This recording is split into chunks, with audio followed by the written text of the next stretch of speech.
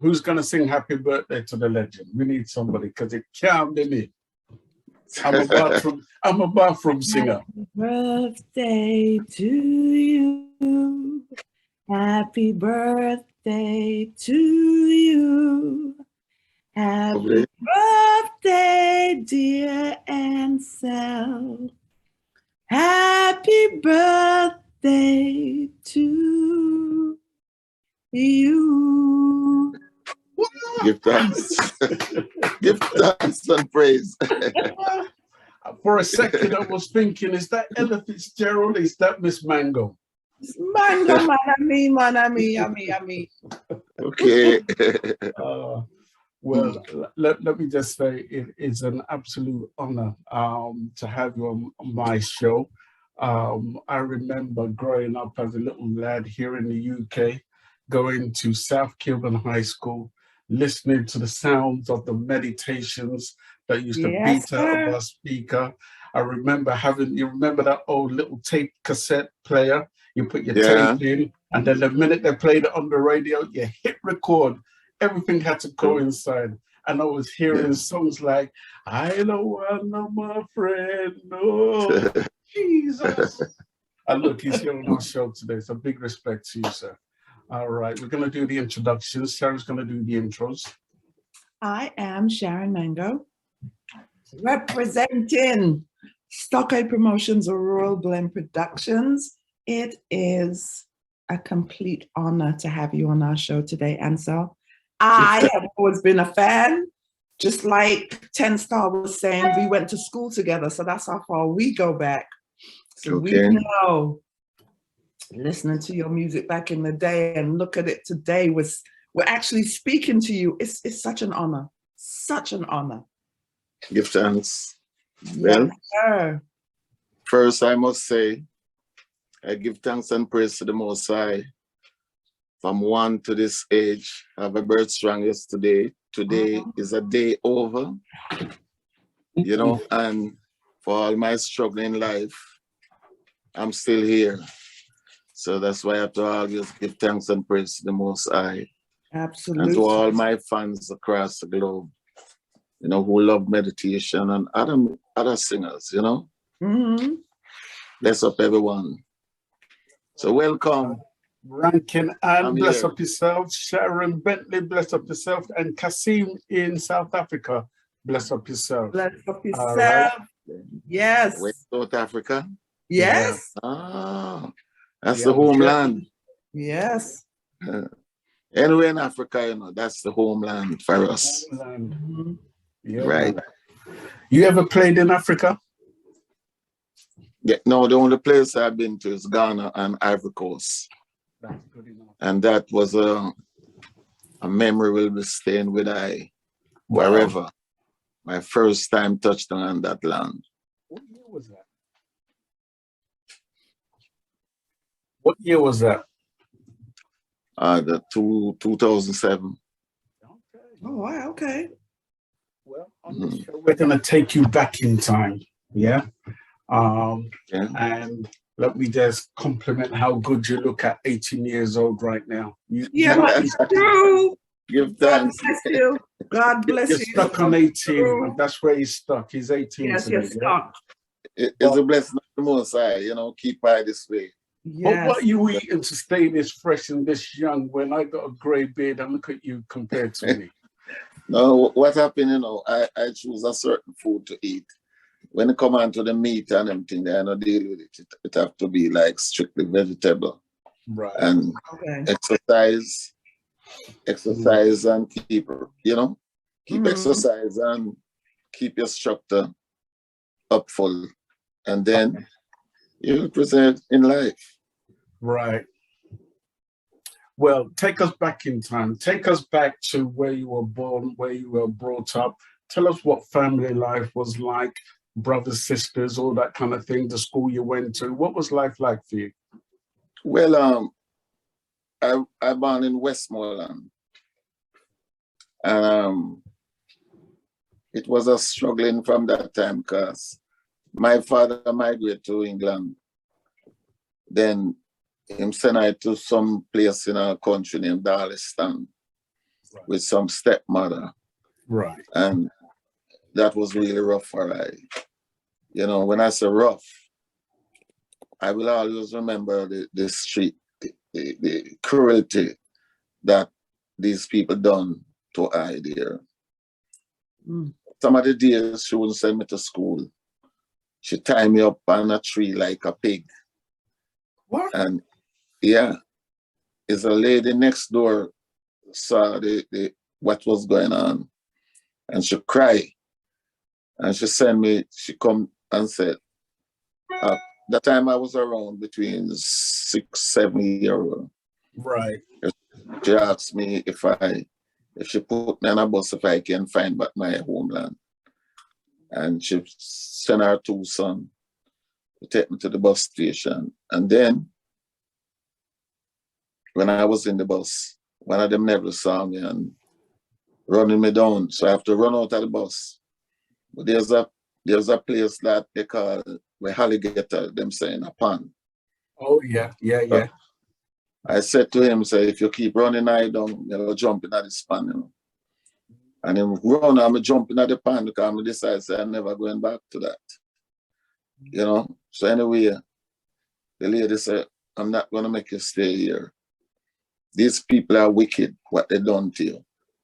So they took me get this again. straight. Who tied you up again? My father's stepmother. And after she tied me up, and my father sent for her in England, then she left me with her sister. And that's where the street just continue. Right. So the same lady took me again. And make her son bring me to the bus 4 o'clock that morning. So when I get back to Westmoreland, my uncle, I went to my uncle and he took me to my grandmother. And then I was so angry that they have my grandmother, when she cooked, she don't cook the food until 6 o'clock. And I'm hungry, so them say, I take the pot of food and chew over, come on. So my uncle come and beat and carry me to town to my mother. You know, and that was all the rest of my history coming up. So, you know, say, it's gonna be rough. It's not gonna be easy. Right. That's why I said in the beginning, I give thanks and praise to the Most High. I know my tribulation. A man don't know it. And I'm able to make it. So I could have a birth strong yesterday at 2011. So I give thanks that I'm here. Only Jah and the people around I know my struggling, what I've been through. That's why you see all of my songs, them that you hear. If you listen to them, I deal with the reality part of it, of it. Not just, you know, I tell her one girl I love you broke my heart and no, none of that. I have to, my music is like, real. Is a reality. Speaking to the people because we all want better in life.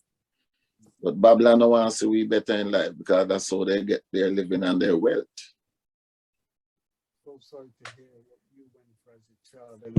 And to be perfectly honest, the way I feel right now is like, you know, I'm even getting emotional about it. Jesus, and I didn't even go through it. You know? When you were let's go as far back as secondary school. Did you go to school? What school did you go to? You know, I can't remember the school in Darmstadt. And then when I go to town, I just barely go to a little other school like early childhood, but I didn't spend no time there because we have to move. Right. Because what happened when the National Stadium building, there was a lady come there around 5 no, she come there 9 o'clock in the morning. And she said God sent her from St. Thomas. You're right. To come and teach the people them.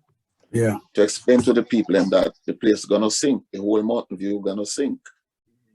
So the guys them that was digging the hole at the time, they was cursing the lady, tell her to move away. When Friday come, who gonna put food on their table? Mm-hmm. Well, as time said 12 o'clock, I leave and I go over, I don't remember if it's Orange Lane, I live at Donna Lane. You know, and when I went there, I see the whole place start to jerk as it reached 12 o'clock. And we heard that 4-man die. So when we go over, when I run up back to it was going to the national arena, not the stadium itself. And the guy them was digging, and they never find them until around 6 o'clock the evening. From that now, we kind of get scared. My mother kind of get scared and things. But at the same time, my stepfather was a trainer. And they take us to the stable. There's a place in Spanish Town. And that place is named Nisberry Grove. And it was there, you know, and singing like, I remember Delroy Wilson song. Like I was singing and entertaining this singer, the rest of members, them, their workers. And there was a mechanic man come there and fixing the tractors, them on the premises. And I hear him sing, man, and from that day, every day that he came there, I would go around him and I listen to them. So one of the days I said to him, so man, I go sing, you know, I want to sing like you, you know. His name was Chambers. So things never work out for us at the stable. Because there was a man that trying to apprentice me and my brother. But my stepfather was fighting against it also. So that was another struggling. So one of my friend, he was there and things never work out. So the stable moved to Cameras Park. Okay. And then he asked me, what are you gonna do when you go back to town? I said to him, well, I'm gonna sing, you know. Yeah, I said to him, I'm gonna sing. I said, where you gonna do? He said, I'm gonna drive. And after 4 years apart, his dreams come true and my one come true. When we do meet up again, I could give him record and him show me the tractor that him driving. Right. Yeah. Let me come over to, because your history is an incredible one, you know, and I want to really delve into the length and breadth of your history. So Sharon, I want to come to you to ask Ansel any questions you may have for him. So when you decided that you wanted to sing, did you know to what length?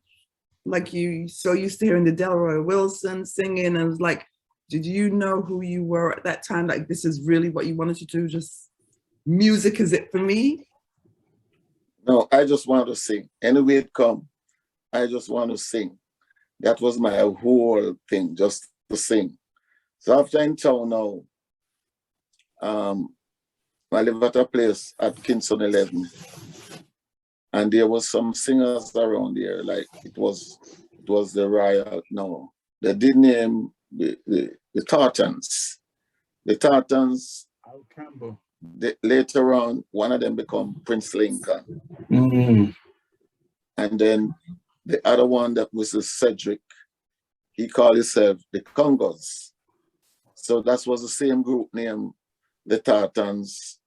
Oh. They split up and one go different. So there was the one no more inspired at the time now. Right. When I hear them singing, I would be going there. So there was a virgin named Bobby Saki. He don't want I to come around when I'm singing, so no one only to go around there.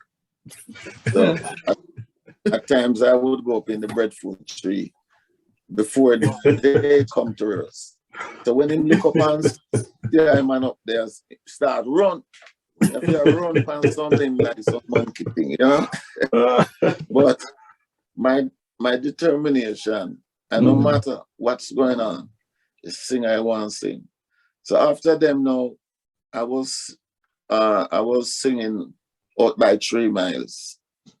And I hit the clock, and there was a brethren passing. And he hear me. And him say, you have a good voice, you know. But I have a friend live up Mackay Lane. We always sing together, but we wasn't group.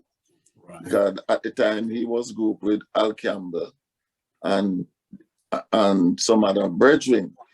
So him say, I can take you to that youth, you know. Yeah, and him would be good, but him don't like the lead singing, but him can do harmony well. So I say, okay.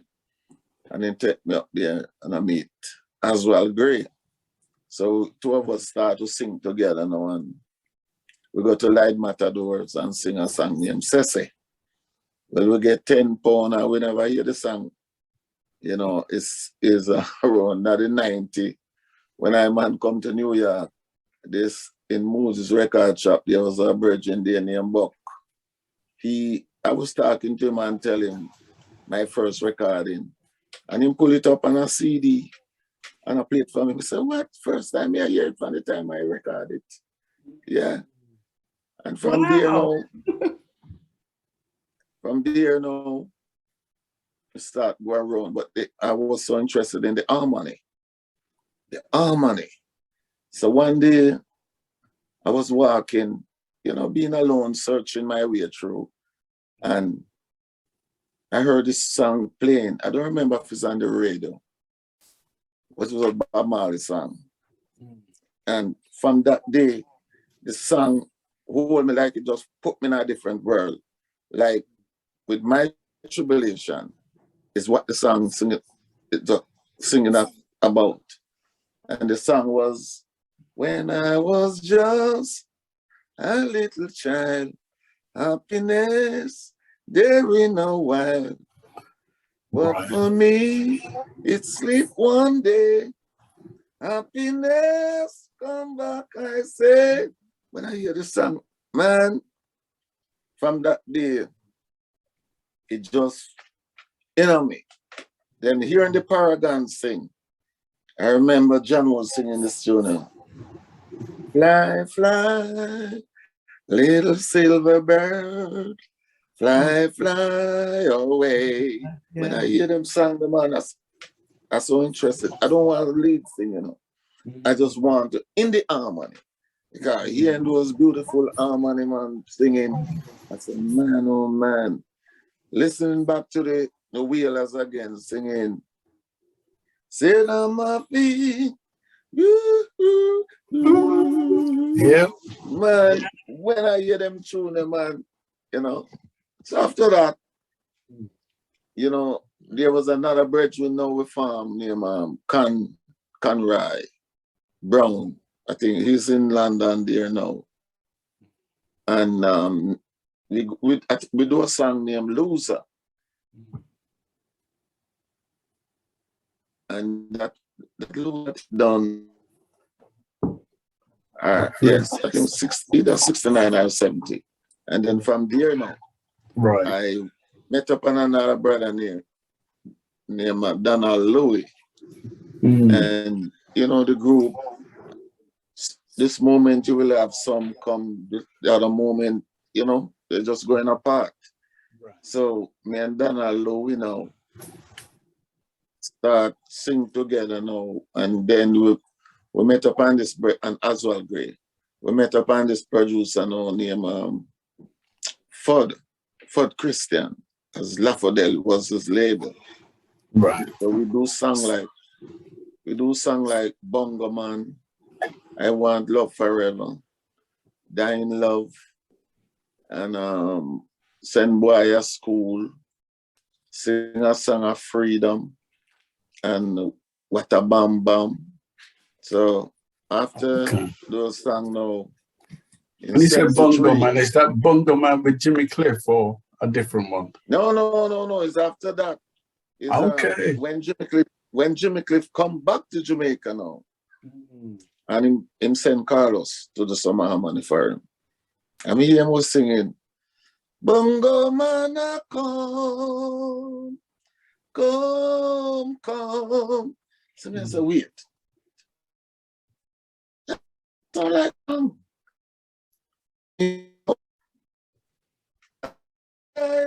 Congo man, Irie Rasta man, Ethiopia, we must go, and a bright and sunny day. So when I hear that song, and I'm so weird, because my song was out long time in England before.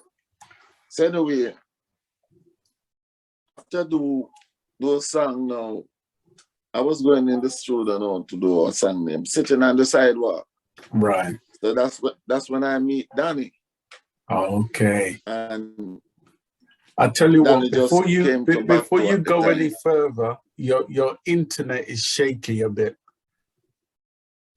So okay now? Yeah, let's see how it goes for a second or two. All right, continue. Yeah. All right. So Danny. All right. Your internet is still affected. Your internet is still affected. Yeah. Oh, it's still affected now? How is it now? Let's see. All right, let's try where you Still. are now. Huh? Let's try where you're at now. I can see it. I can go near to the. Okay. Yeah. Because we can't miss one thing you are saying. Not one drop. Okay.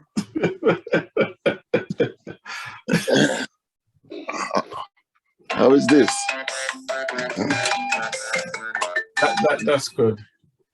That good? Yes. Yeah. Yeah. Yeah. You're good now? Yeah, man. Yeah. Okay. So, Danny tell me that him play the melodica. Oh. So, I said, okay, you could come and play on it. So, he came and he played the song, Sitting on the Sidewalk, and put the melodica in it. Okay. Then because he in the ghetto now, I would meet up every day and would come to my yard and showing me some different chords on the guitar. So by showing me the different chord on the guitar now, him say, well, when you know these chords, you can write song to a different melody. And I said, okay. So one day him came and said that Jojo doing an audition, that was Challenge 1. So we get there. So when we get there now, it was a virgin of mine. He did play when I covered John Wood's song, Memories by the Score.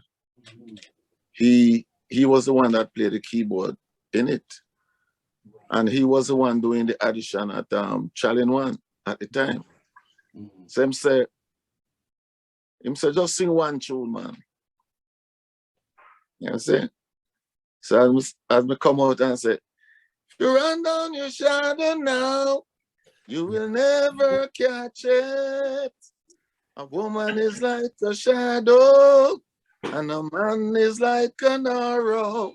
Him say, well, no sing another line. I hit you that. Come record. Yeah. Before you go any further, yeah. How did you manage to sing a song like that? So we're going to record the song. So after I record the song now, Challenge 1, he said that him don't like the song. Say, what? Him said, me can't understand a woman of shadow. And he said, change the lyrics, man. But you know, you're young and you want the boss. You know, so you have to do whatever them say to please them. And not yourself. So we go back to the studio now and go back over the song and trying to sing what him said to sing. But when what him tell me to sing now, my tongue a tie up. Me can't manage when him tell me to sing. That no match with the melody where me sing my song. So I just say, put back the tape, Ernest. And you run back the tape. And I go again and sing back the tune and leave it. When he come in here again, he say, boy, Cridland, me not and put it out, you know. Wow. So I just sing back this song the same way. I say, all right, here we do then. Sell me it. And then say, all right, bring your 2-track, your 4-track come to the studio tomorrow. And we transfer it. Say, all right, so when we go there 9 o'clock, we wait till 2 o'clock. 2 o'clock come, no, I no see him. When I do see him is after 2. And then I'm going to say, boy, I no talk to my brother yet, you know. Mm. So I get mad. I say, sure, I go do it back over, you know. I'm going to leave. But after a while, you know, when leave now, I just say, you know, something, leave it alone. I'm going to do the song named Trick. So by me selling Trick and all over now, there was a friend of mine now, one of my brother, one of my brothers, you know, sing with me at the time, Fiend brother now have a local record store up Crossroad, and say, Ansel, why you have a tune come out there? The baddest thing right now. Yeah, so what? So when we run on a Jojo and hear Shadow, I couldn't believe, man. Song that the man refused. You know, that one day Jojo have to come and look and say, boy, Cridland, I make a big mistake, you know. I'm sorry. So right away now, when him said that too, you know, we write a song off of him, you know. Because I run and look through, you know, for the album, but we never interested in doing no album again. And nothing. So we write a tune off of him. We say, all right, we're going to do 2 tunes for him. We write a song off of him named, I know you would have run come, looking another lump sum. I am the stone that you refused a long time ago. But now you caught up in your problem. I know you would have run come. You know, so, Wow. so all the musicians them start to laugh now and thing and so Colin, you know, and so Colin, he was in the business before I. So during them time when I released song. Okay, he's gone again. All right. So let's hope his internet comes back. Sharon. Okay. Can anybody hear me?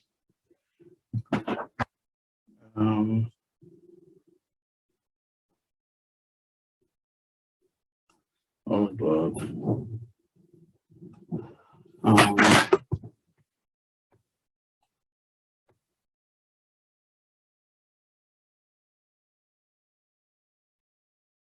We never decided to call ourselves meditation yet neither. Okay. Because at the time, the group thing was a hard thing to maintain. Yes, yes. Group, very hard to maintain. And it put I through a whole heap of struggling, walking from 3 Mile to jungle, up and down, trying to put group together. In 72, I was doing Nyaman story for JJ. And one of the brethren that I start with first, Oswald Gray, I go to his house every day for him to rehearse the song so we could record the song. And him hiding from me. The last time I went there, his sister, as we go, me ask him sister for him, and his sister said, he's not here now. So when me walking away, she kind of clap her hand and make a sign. Right. Make a sign to me and say, he's under the bed. He was hiding really under the bed. He didn't want to do it. So I go and push the door now. And when I look see the man squinch up underneath the bed like this and into eye like a puss bright, I say, wait. I say, all this time you come here, as you see me, I come here and go hide, man. So I find I couldn't make him do what he don't want to be, you know? Right. So I just say, all right, I'm going to move on. So after Dabby Daxon come to us now, and say, boy, the people I'm loving in New York, you know. And I name a call. Say, yeah, and say, why not try to do an album together and give yourself a name? I say, all right. So we go down Lee Scratch Perry. And we do this song here, Running from Jamaica. And after I do that song now. What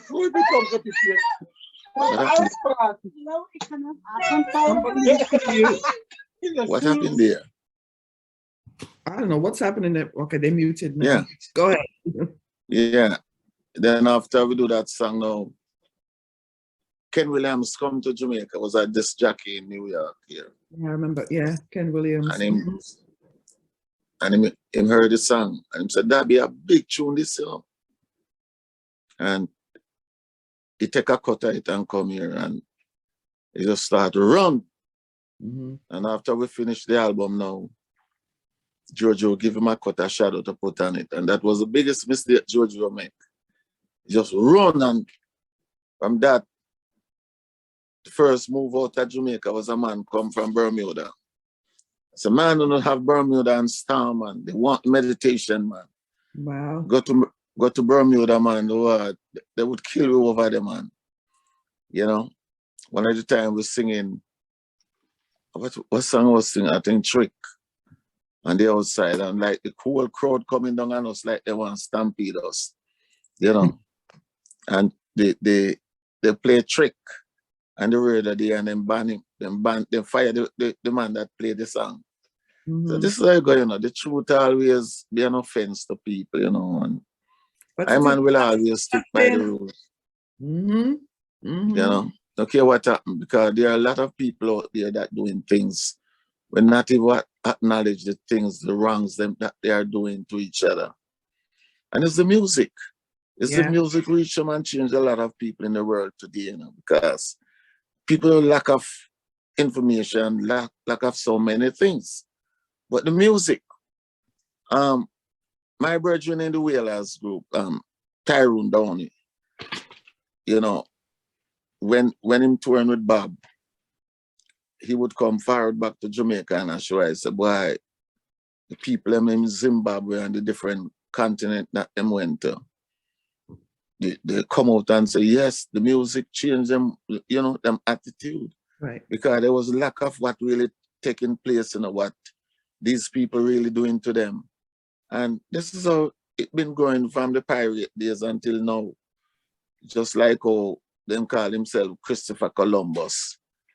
Come and steal people things and, you know, put people against each other. And you see it happening now.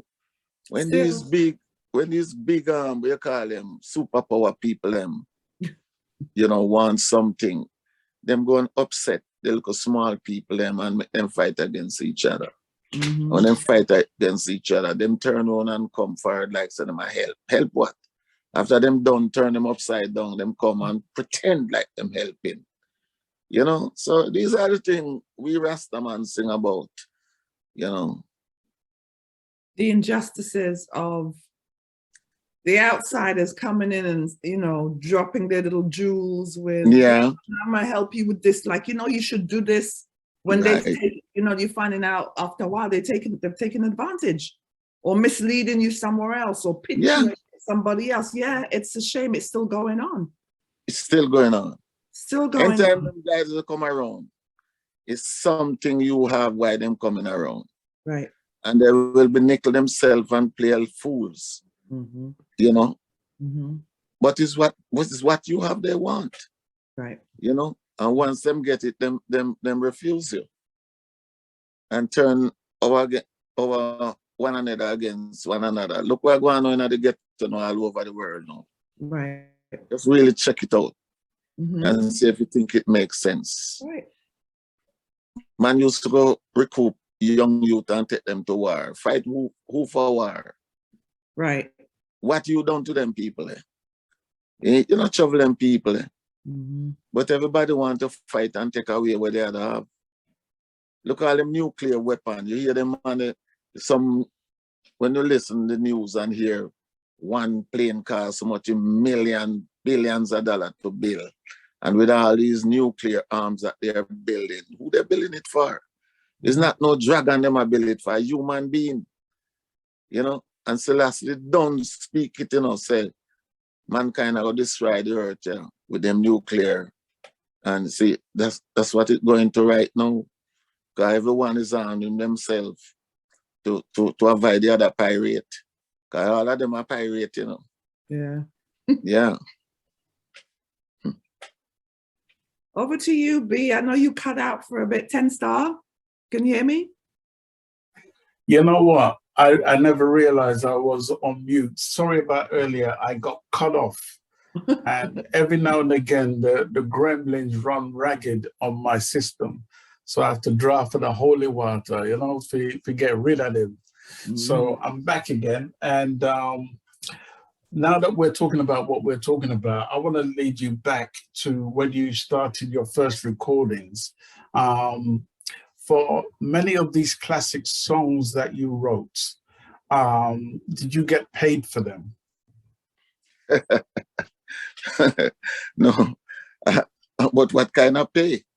You do it, but you know, you not get nothing. Because first thing, my 2 first album, which I'm an involved in, because from ever since, you know, from I get in the business as a young youth, me look at the business side of it. Right. What it takes to produce your one song, you know, and being in the studio with the elder before me, Lee Scratch Perry, and lot of other artists, and you know, it sure that I can do my own things. So start record for myself and give it to other people. Because my first song that I record for myself was Sitting on the Sidewalk. And I give to Gigi to put out. And there was some game he was playing. The song released over 6 months. And every time I go to him and ask him about the song, him say, oh, I'm going to send it to Cridland. So last time I have some people in England buy a copy. Them call me and say, man, I hear you have a nice song here, Sitting on the Sidewalk. Say, yeah. And then was coming to Jamaica and said, get me a copy. So when they come with the copy, everything was labeled right. I put it on my waist here. And I went to Gigi shop. And I said, G, welcome to my song. Well, I just speaking to you yesterday. And then I'm going to send Oggy Cruel to put out. So I said, where I said to me? Yeah. What you mean? Him say, how you mean I sent to Cruel to put out? I said, yes. Me and my wife talking yesterday. I say a full time, I send Ansel song. I say, G around, man. Yeah. Oh, that's why I don't want to know. We don't know look at people and I don't understand the business. You know? I say, what? What I don't understand. So when I take out the record and show him, all in the so release long time. So all of them play them little game. Our 2 first album was Message from Meditation and Wake Up album. Right. They turned me loose, bus in England so big at the time. And Ireland was going for that album. EMI going for it. But it released on the Third World, which is Count Shelley. Label at the time. And when the producer came forward and attacked, why? So I said, the first album sell 400. And that album sell 500. Right. Now, when I talk to the man now, when that man come to New York now, come set up him shop, you know, it was Jim Riley in him shop at the time, and I was passing, and Jimmy called me. Jim Riley called and said, Ansel, come here, and introduced me to Count. And say, you know the man here? Count said, no. It's a meditation, this, you know. And Count Shelley said, what? Say, well, you're supposed to eat a nice food after the Wake Up album. I said, what kind of nice food you talk about? He said, yeah, man. He said, I sell over 10,000 night and thing. Wow. So what? So you mean 10,000? He said, I sell over 10,000 night. I'm just going to make some more pressing and since I come to England here. So when I tell him now, say, boy, the producer now tell me, say, he only sell 500. Him say, what? Him say, no, man. The man send me 500 first. And at 3 days, it blowed. I call back to him and he send me 1,500. And then the 1,500 blowed next week. And he said, send the tape, come give me, man, we put out the tune. And I saw him send the tape. And him sell over 10,000. So how the producer come tell me say only sell 500. So that is one of the things where discourage I. And from that, I start producing myself and do the album then for meditation. Right. So in that time, I was working on the Guidance album. And then Linval Thompson come to me. And my foot did break at the time. Car did hit me and break my foot. And him said, I want to do album. I said, no, I can't do that. For me never interested in singing any more album for anyone. And him taught me how to hit my brethren bad and bring him back and say, Ansel, do a tune, man. So Linval come back and say, if I have a 2 tune, boss. I say, all right, I'm going to do this one here again. And that was another history right again. When them call, I register it as having fun. But when it came out, some bad man put it out of England as Carpenter to Rebuild. All I can hear.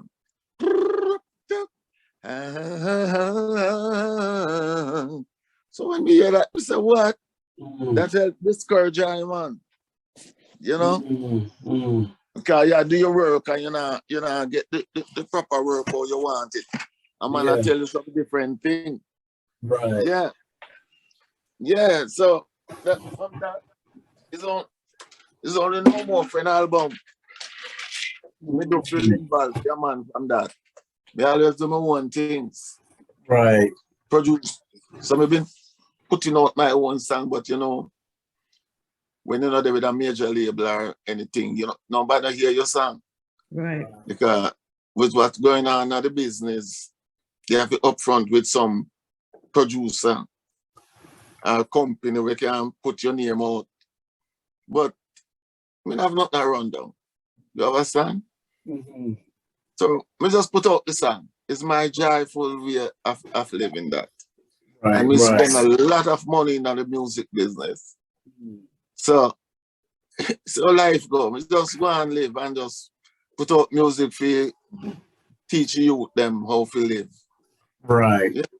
Yeah, man. Because I know for a fact, back in those days, the UK per se was known as, I would say, the reggae capital of the world back then. Yeah. And the UK helped to propel and push forward reggae music, especially coming from Jamaica. And I can tell you for sure that the Meditations music was selling like hot cake. Hot cake. You were the hottest thing in the UK at the time. Yeah, and there were that's true. bands that were hot at the time. Not only the Meditations, we're talking about the Wailing Souls as well. Right, right. And Culture. both of you bands were selling like hot cake. So it just shows me that, from what you're saying to me, that, you know, you were maliciously robbed. Right. That's all I can put it down to.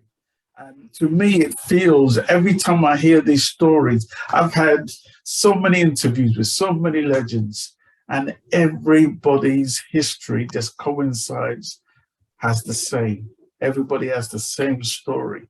And it's like they took advantage of people who may not have known the music business the way they should have. Well, one of my greatest experience right now where I acknowledge with my first best album. Yeah. It was call it mix up.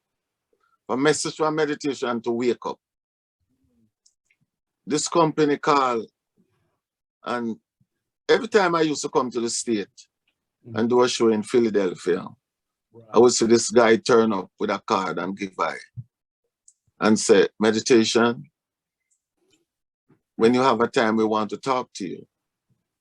But we're never too interested. Yeah. So one of the time, last time we go in Philly to perform, the guy come again and he give me a card. So this time I decided to call him.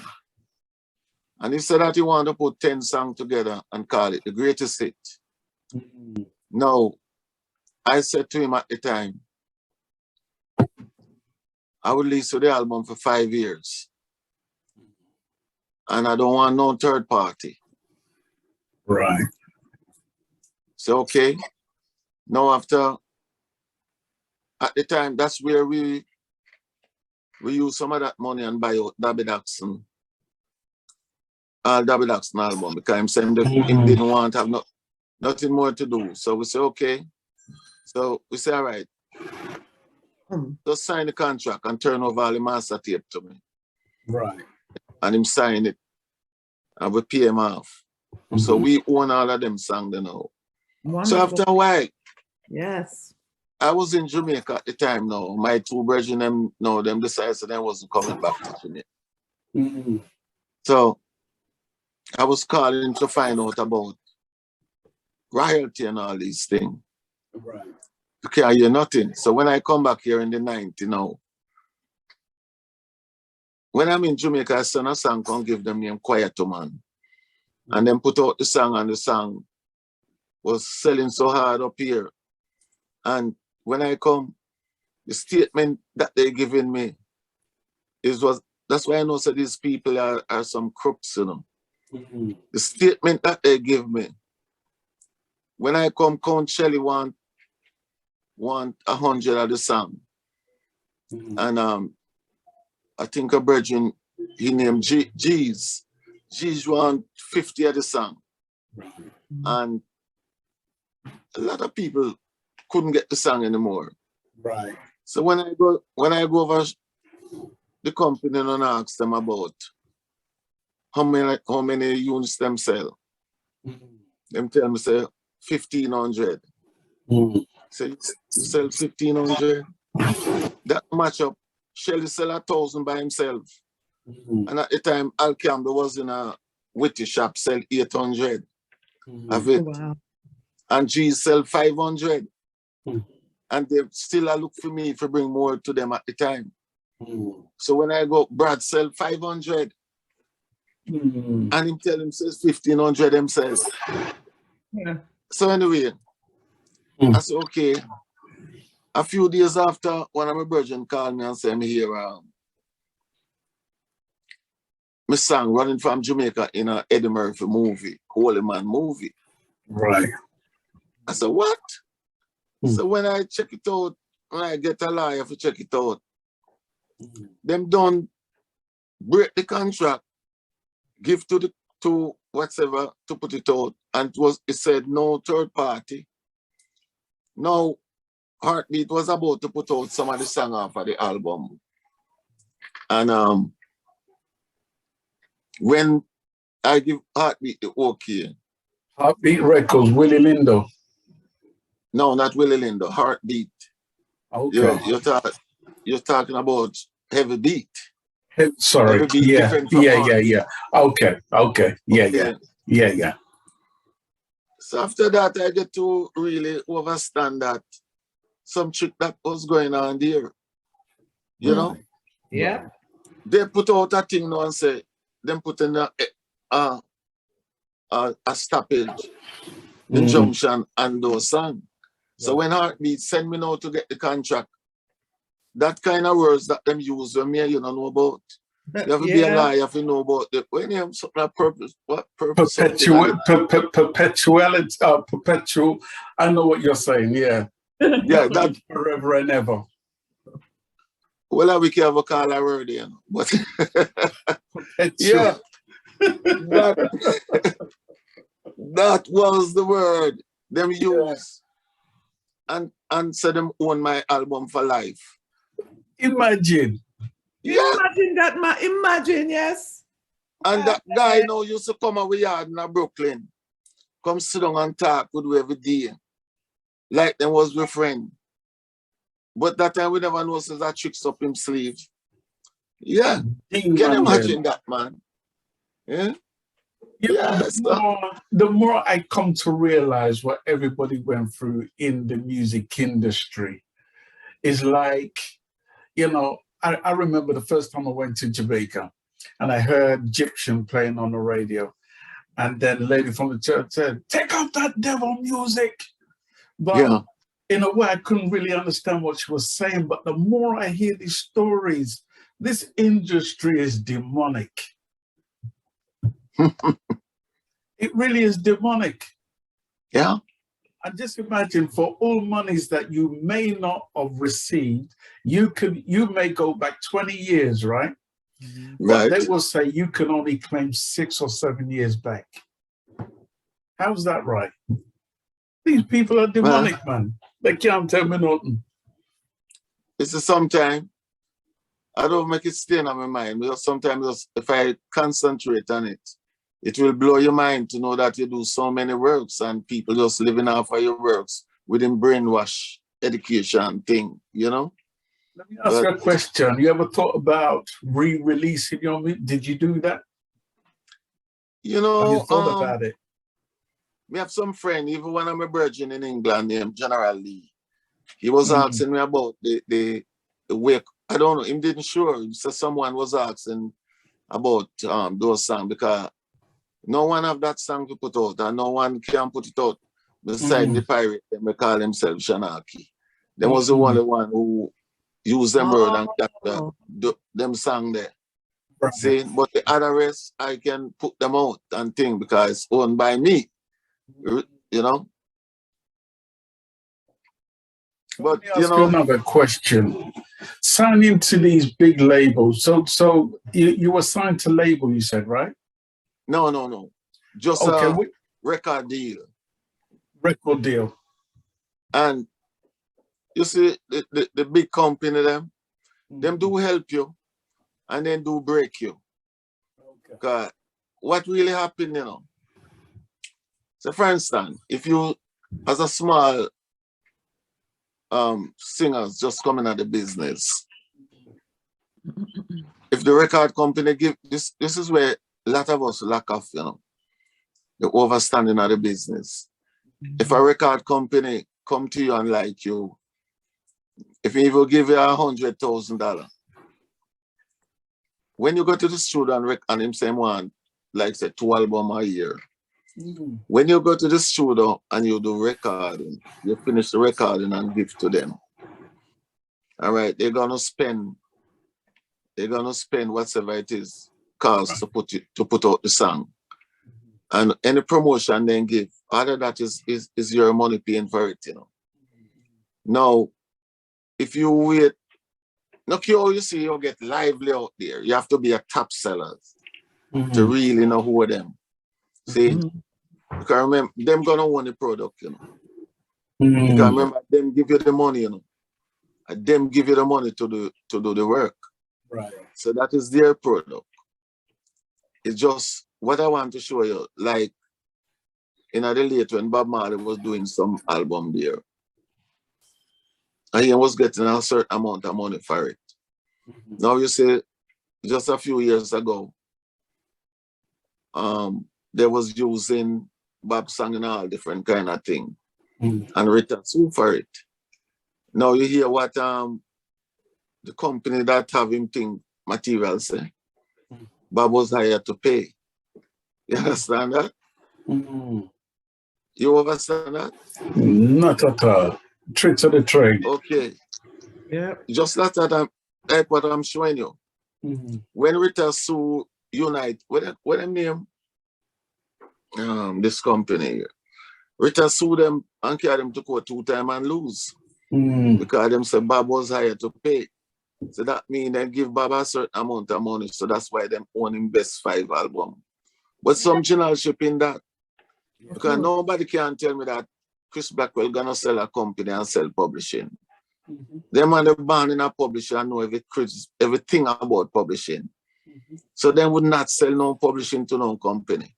Right. So that's another brainwash again on the side. So that's how the business go. This guy. I mean, they could never be trusted then, and they can't be trusted now.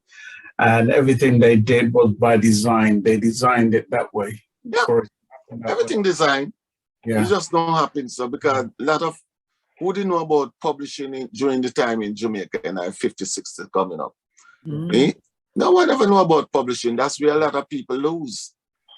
And I don't think, and this is just my words only, I don't think a lot of the producers back then were for the artists, they were for the system, you know, and it suited their their plan structure, you know, which is why a lot of artists did not get what they were due. You only have to look at this man, who sang with it, I think it's Jamaicans, who lived out of poverty and so forth, and the other man there who became a vagrant on the street until somebody picked him up. I keep forgetting his name. You know, big time artist, you know, legend in the industry. But that's how these artists were just left in the lurch, you know. A lot of them. You know, as them say, sometimes you have to pay for learning, you know, and a lot of pay we pay for learning the business. But no, some of the younger youths them now, the only difference now between the younger youths and we that time, we paving the way, but the younger youths them, they're the one that making the money in the business now. The whole I said that artists never make no money. It's the younger youths them now. And you see, their song is different from what we sing about. Yeah. Because your pressures them don't want we to sing song about them system. Right. Them try, you know, keep it out of the people them ears. Right. You know. So like the younger youths now singing about woman and what them do and the happiness between them and woman, and you know. Yeah. Them full joy that and that them promote. Even the disc jockey them on the radio now. You listen to the song that them play now, and, you know, nothing to really teach youths them anything. All them are playing now, wine for me girl, do this for me and all them kind of thing there. You know, but the conscious music them put it aside. Yeah. Very much so. I heard a little youth again interview with in Jamaica. And him say, look, you see the elder them before, a conscious music them sing, you know. But right now, you see, we, as kind to how we grow, we live off of where we grow and hear. Yeah, we don't want to hear them conscious music there. If we hear a song and say, bust a guy with a gun and everything there, and that we full joy. You see, you see, who you think plant that now for them? And the man we are play this song them on the radio, you know. Right, of course. Yeah. And them do that, you know. Yeah, it's them do that. Yeah. Because when you go to school and you learn, you start with ABC. And when the teacher teach you, you learn ABC from. You not learn ABC by your own. See? And children grow with what them learn. Yeah.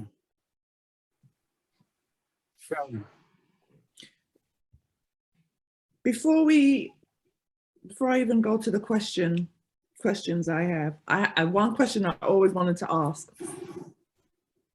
And back to our song, A Woman is Like a Shadow, right? Oh, why that always there? What? Because sorry for you, Ansel. Hold on, because let me tell you something. Let me take off the camera. When I was younger, right? When I was younger, and my father had a business. My father was a mechanic, right? Master mechanic, right? And he used to have a whole bunch of friends coming around, you know, and they would come and talk to him as an elder, you know, about the woman, them and what them do.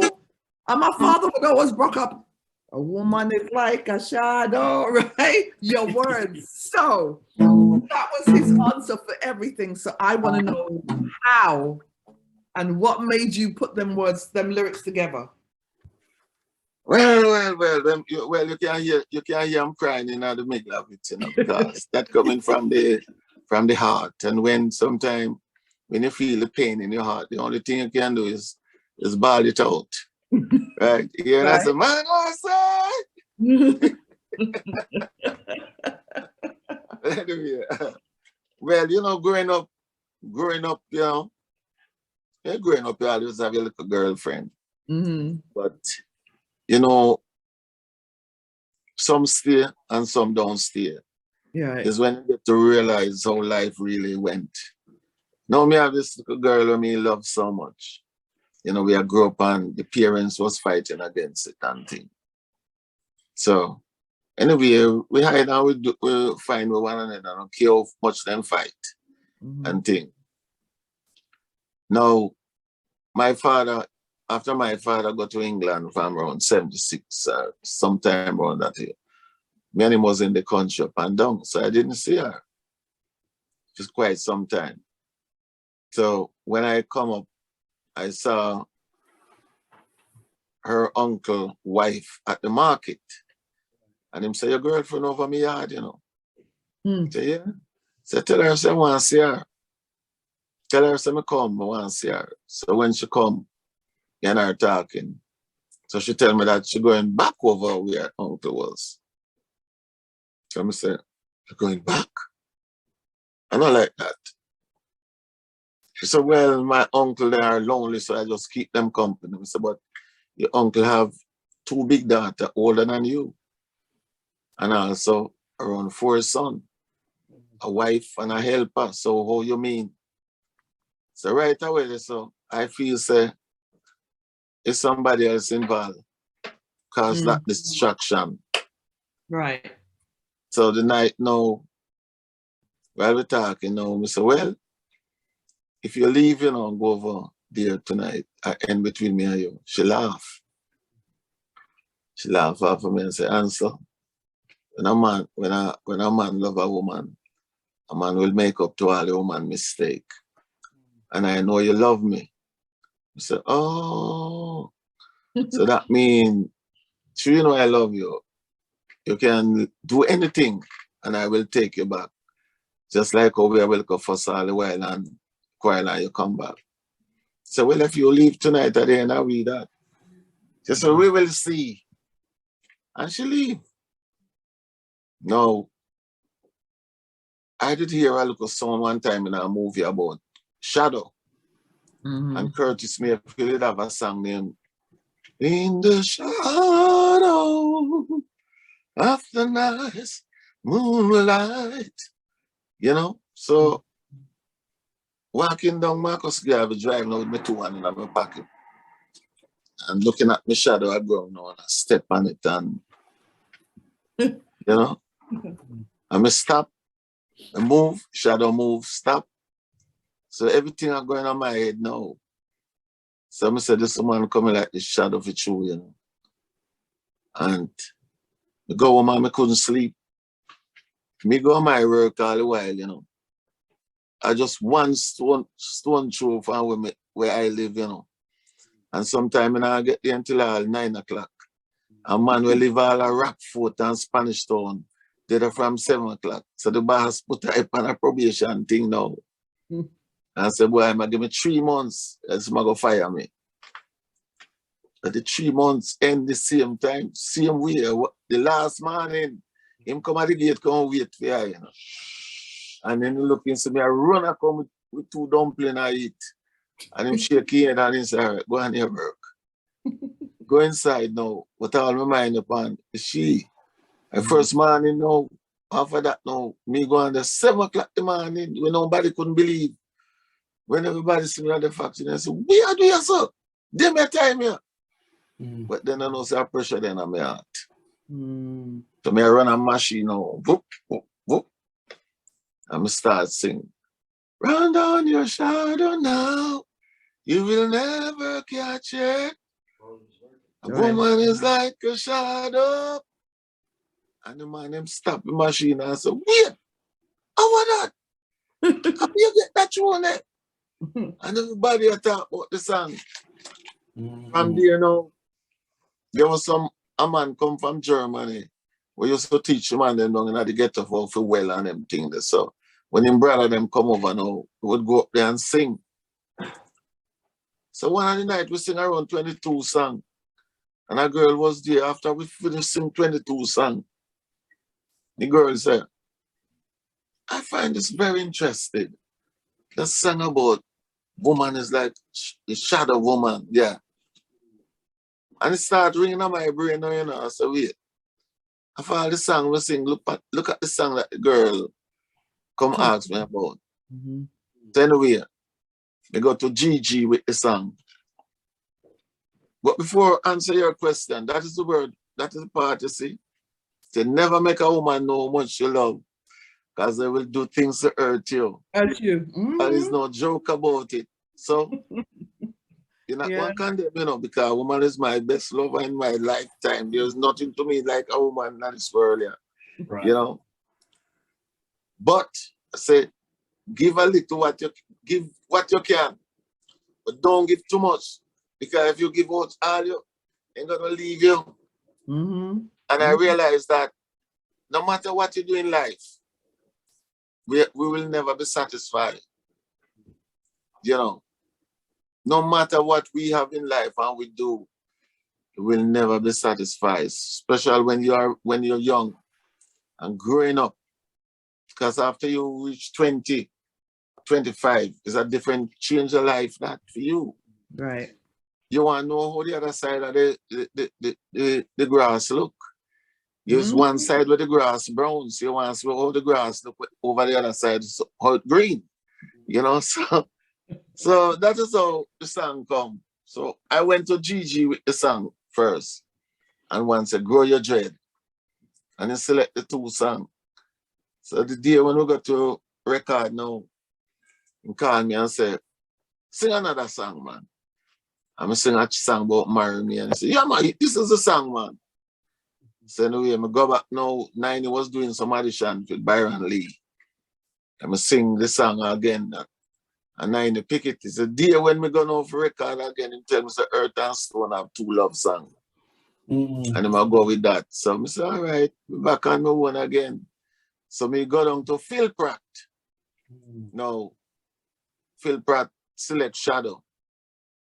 That time Al Campbell working in the shop at the time. And me and Al Campbell, you know, we grew together. And Al Campbell, the last time I got there, Al Campbell said, Ansel, said that song, The Shadow We Have, do it for yourself. I hit song that.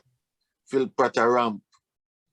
So me to go home and ask my baby mother at the time, what I build a house and do this and record this song, which one you prefer?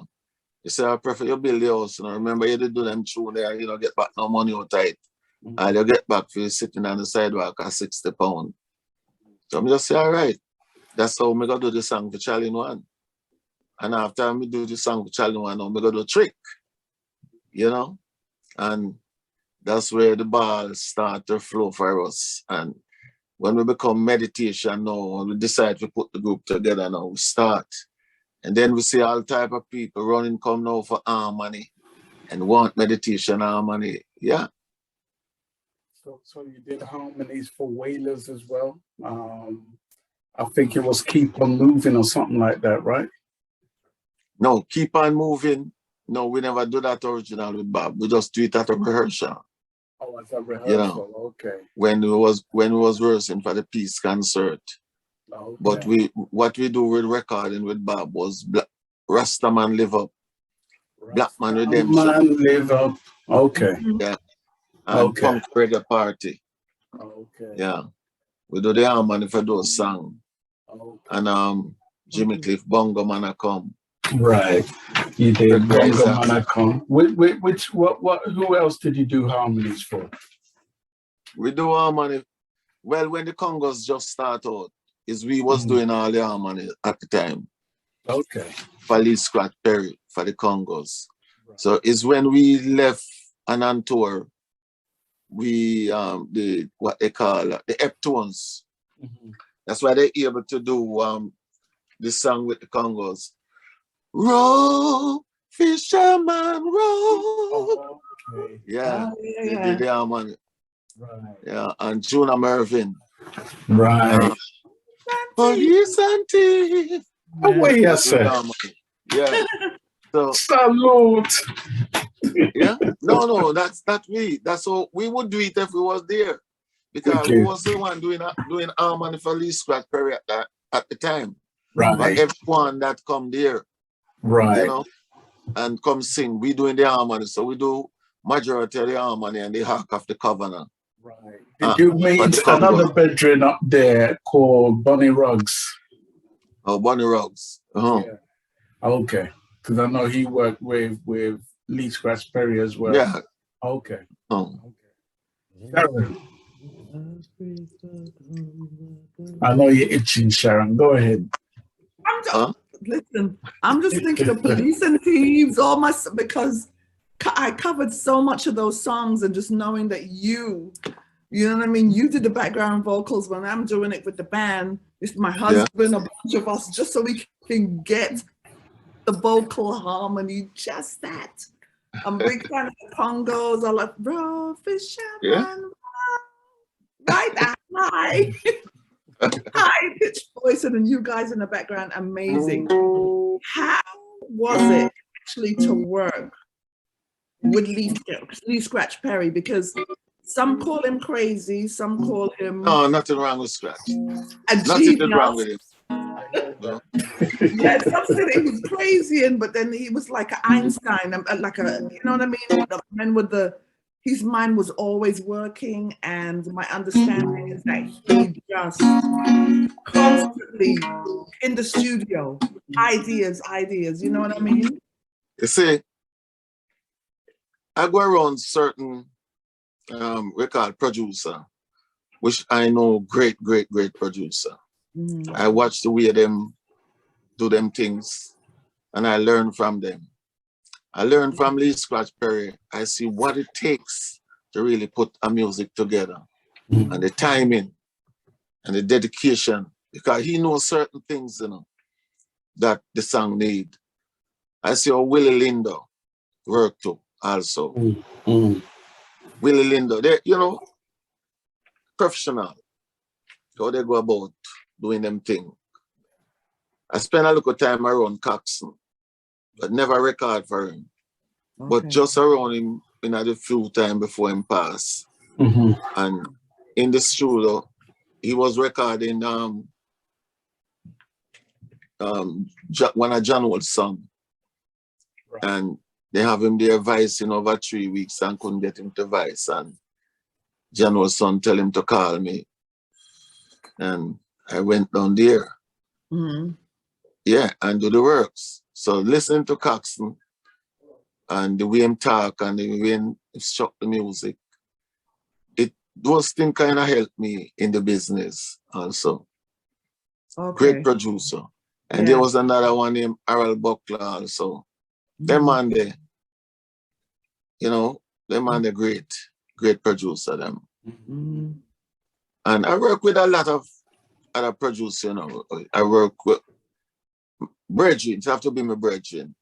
Like General Lee, I work with him. Okay. Then me and Sky Eye. You must know Sky Eye. Yes. He have an album named Sky and the Mama. And you have African Vengeance, and me I sing all them tuner. Write them tuner and Spread Wing High, you know. A lot of works me and Sky Eye done on that album, Sky and the Mama. But people never know me because it never come out with Ansel Meditation on it. It come out with Sky and the Mama. So I was Mama in that time. Right. Yeah. So inspire with some, you know, I inspire the conscious man, me Ranking Joe. The man there. And have a virgin named Carl Prince again, you know. We from the time there, you know, we used to buy record from Jamaica and shit, but we stick together and, you know, as brethren and keep advising each other what to do on him. Yeah. And I respect a man like Carl Bonley too. Because Bonley break enough man same not pay them, you know, but Bonley do a great work in the industrial with youth and youth. Break a lot of artists also. And singers I respect. Man like Slim Smith. I learn off of them man there. Runnings. You know, even Delroy Wilson. The Wheelers, you know, Paragons, Gaylors. One of my #1 artists again, where I think that is the most dominated album you ever see come out in Jamaica. Eptoes on Top. Take me, I tell you, that album there. Yeah, I respect a lot of artists out there who paved the way for you, and I will always, you know, give my, because they're the way that there's the one that paved the way, so I could able to where I am today in the music. Right. And great musician like Sly. Right. Well, respect all them man there. Sly. What the next one here, Robbie? But my number one bass man was Val Douglas. You know? But you know, Sly and him man this. Where's I have to say again, Sly give me my biggest hit song to Woman's Like a Shadow. Sly I play it. Oh. Yeah. Pick. Yeah, man. Fly, man. Wow. Booyah. Well, I tell you what, let's come back to, because I think it's just as critical to know the history behind why the original members of the Meditations are no longer together. I know Winston passed away, sadly, but what was the history behind Danny and Winston? Well, Danny, genius, great writer. Winston Watson. Why have a voice the way him voice is bigger on him. He not even know how to control him own voice. You know? I'm telling you, was why it we were singing one night up when them shot Bob and him come to Jamaica to do the peace concert. Was rehearsing in the hill up Strawberry Hill. And that was singing Keep On Moving. And when Bob gonna prove the group that night, you know. And Bob said, Lord, gotta keep on moving where I can be found. And Bob said, take it meditation. And when Winston grabbed that part where Bonnie Wheeler sing, now maybe someday I find a piece of land, maybe not nearby. Then I sang for my love. Hey, when the man grabbed the note, man, Bob have to run, come over up and say, how real as this? You know? Him have a unique voice. You could hear even the song that him lead down. Judge make a miracle before scribes on the Pharisees. He makes a lame walk. He makes a blind. Hey, that was so. Well, I don't know. Yeah, the wailers wailing sound. Oh man, the people them will love I and I. So when we come out in Brooklyn, them time to go SOB to the show and all over. Oh wow! Look, yes. People just so man fantastic about the group, but yeah, as I said to you, the group thing is hard to control because after a while, it's like we couldn't control Winston Watson. We do everything to talk to him. Couldn't control him, you know. Have your own mind. Right. And when a person have their own mind, you're going to kill yourself. Yeah. So one at a time now, he was doing so much wrongs that I take him out of the group and call him out for around a year and 6 months. Right. And then his mother come and talk to me, say, why? Put him back, him same change. And him same change. Fired him back into the group now and thing, and we go to Puerto Rico 3 times without him, and the time I go make 4, that is when we put him back in the group. The man then don't book me back there again. You say, I don't know, it was hard. The group thing, I'm afraid of it, you know. I'm afraid of it. But so far, you know, I have, since they deport Danny to Jamaica, and that, you know, Danny is a little ill now, you know. Him get around 2-3 strokes. But him is hanging on there. You know, and Winston Watson now, you know, him drinking habit cause some bad thing with him heart and whatsoever. Right. So him drop out. So after that now, we have Larry Webb as Tusam. Yeah, but he was with us when we just farming a band in New York City in our 78. Right. He was trying to bang the piano, but not the harmony. Right. And then this we get this brethren named Shandell and put together. Yeah. So what I do now, I kind of teach them the meditation song. You know, it's not gonna be excellent like the original. Original will stand out, you know, but Right. They're doing a proper works so far. When we go anywhere and perform, everybody, you know, love what them heard, you know. Yeah. Tell me about Daddy Lion Shandell. How did you come across him? Because I told you, you know, he's my article brethren from way back when till now. Well, what really happened, you know, I was going on tour, and at the time, that is when them shipped Danny to Jamaica back. And there was a girl that I was a teacher, and Sir Tommy have a sister there. They call herself now Key Vibes, she call herself. Vibes, I know about her, yeah. Yeah. I was helping out her during the studio time when she come up there and want to sing. And I teach her harmony and every little thing also. So she, after a while now, she and her next brethren, me hear them now kind of develop a sound. And we say, well, I think when she come on the road with me, she will learn more. So I decide now, I do a few songs with her where I don't release as yet, neither. So when I call her notice to it, she said, boy, Ansel, meditation never have a woman in it. It never start with a woman, you know. Right. I don't know if it's a look right. Can you hear me? Oh, just don't do this again. Okay.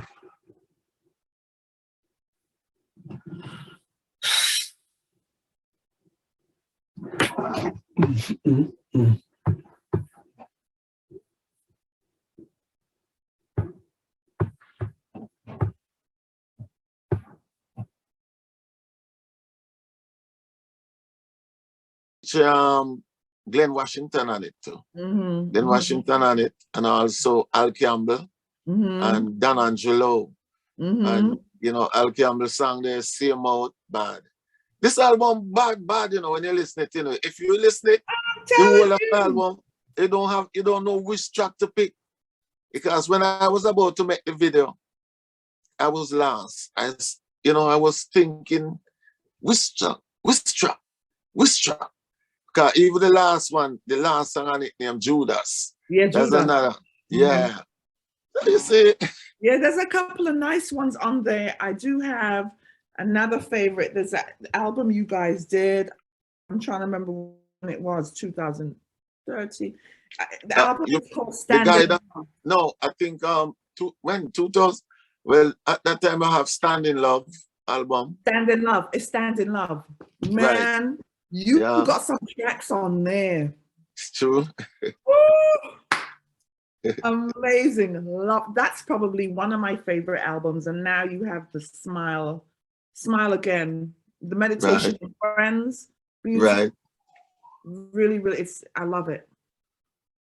As I say, beautiful song. You don't reach the people when like we do it ourselves and trying to get rid of play. We don't get it. Right. You know?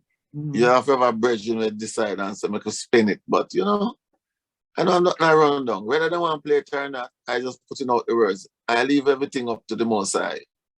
What is to be will be. Precisely. Yeah. That's how it's got to be. Yeah, but I love the album. 10 Star, you're back again. What's happening? Well, the Gremlins are running rife, so we have part 1, part 2 now, and this is part 3 of the show. I'm recording. I was asking you about Daddy Lion Shandell, and we got cut out somewhere in between. I see you strumming that guitar. I see your fingers are itching. Drum a little thing.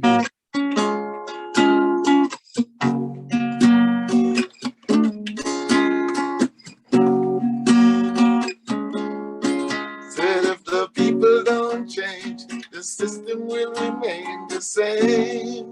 I said, man, if the people don't change, the system will remain the same.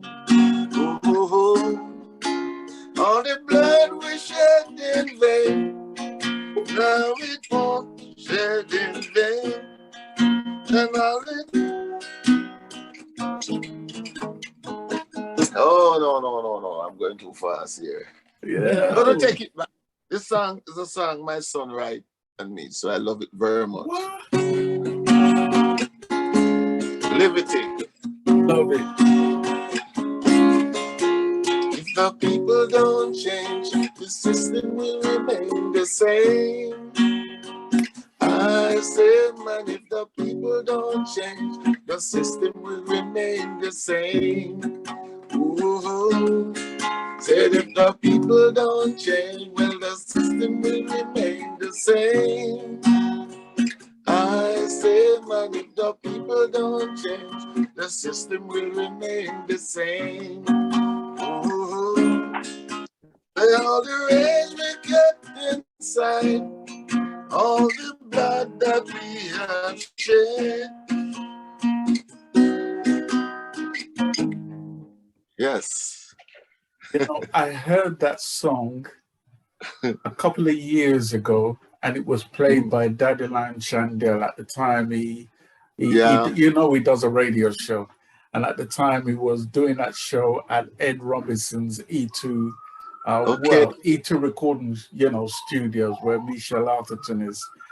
And when he played that song, oh Lord have mercy, I had to get him to send me that song.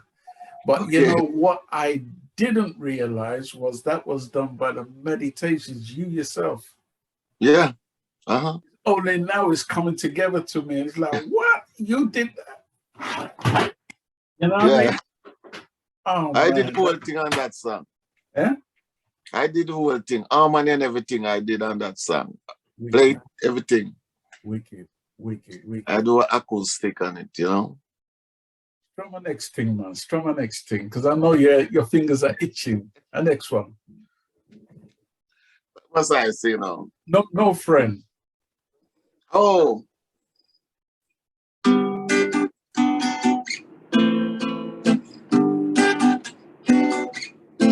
Well, my brethren, never know you would hurt guys, so now I don't want no more friends, no. I don't want no more friends, I tell you.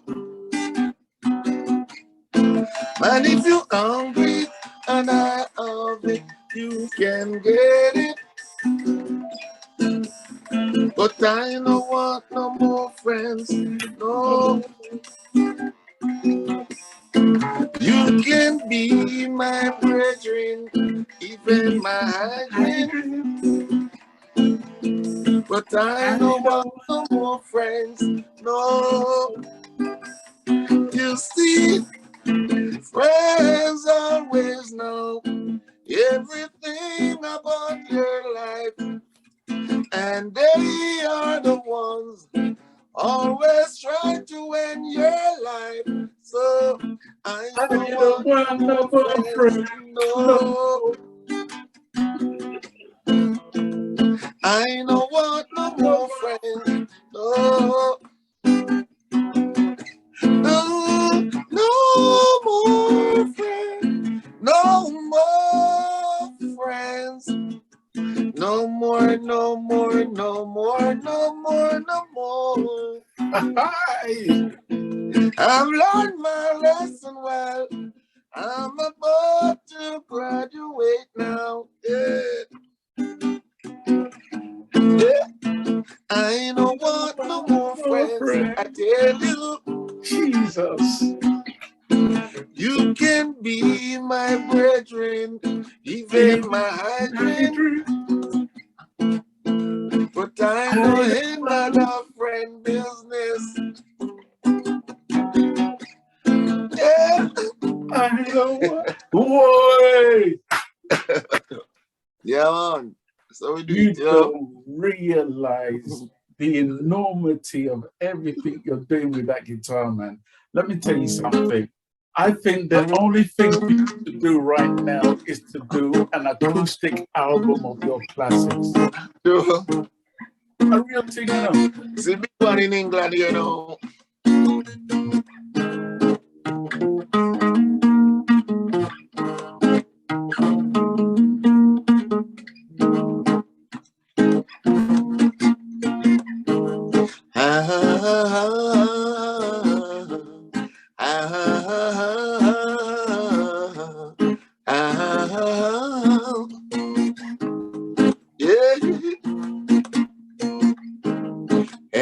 everyone rejoicing now. Everyone is having fun, but Dreddy ain't having none, because he know what next to come. Ooh, what about the cabin to rebuild? It's gonna take a lot of energy. It's gonna take a lot of sweat. And if you think it's jokes, think of that. I don't say you must fret to death. No.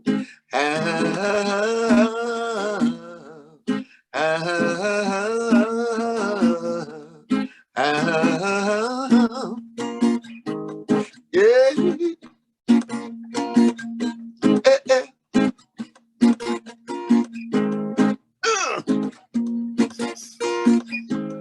It's all been 400 years since we have been building this cabin.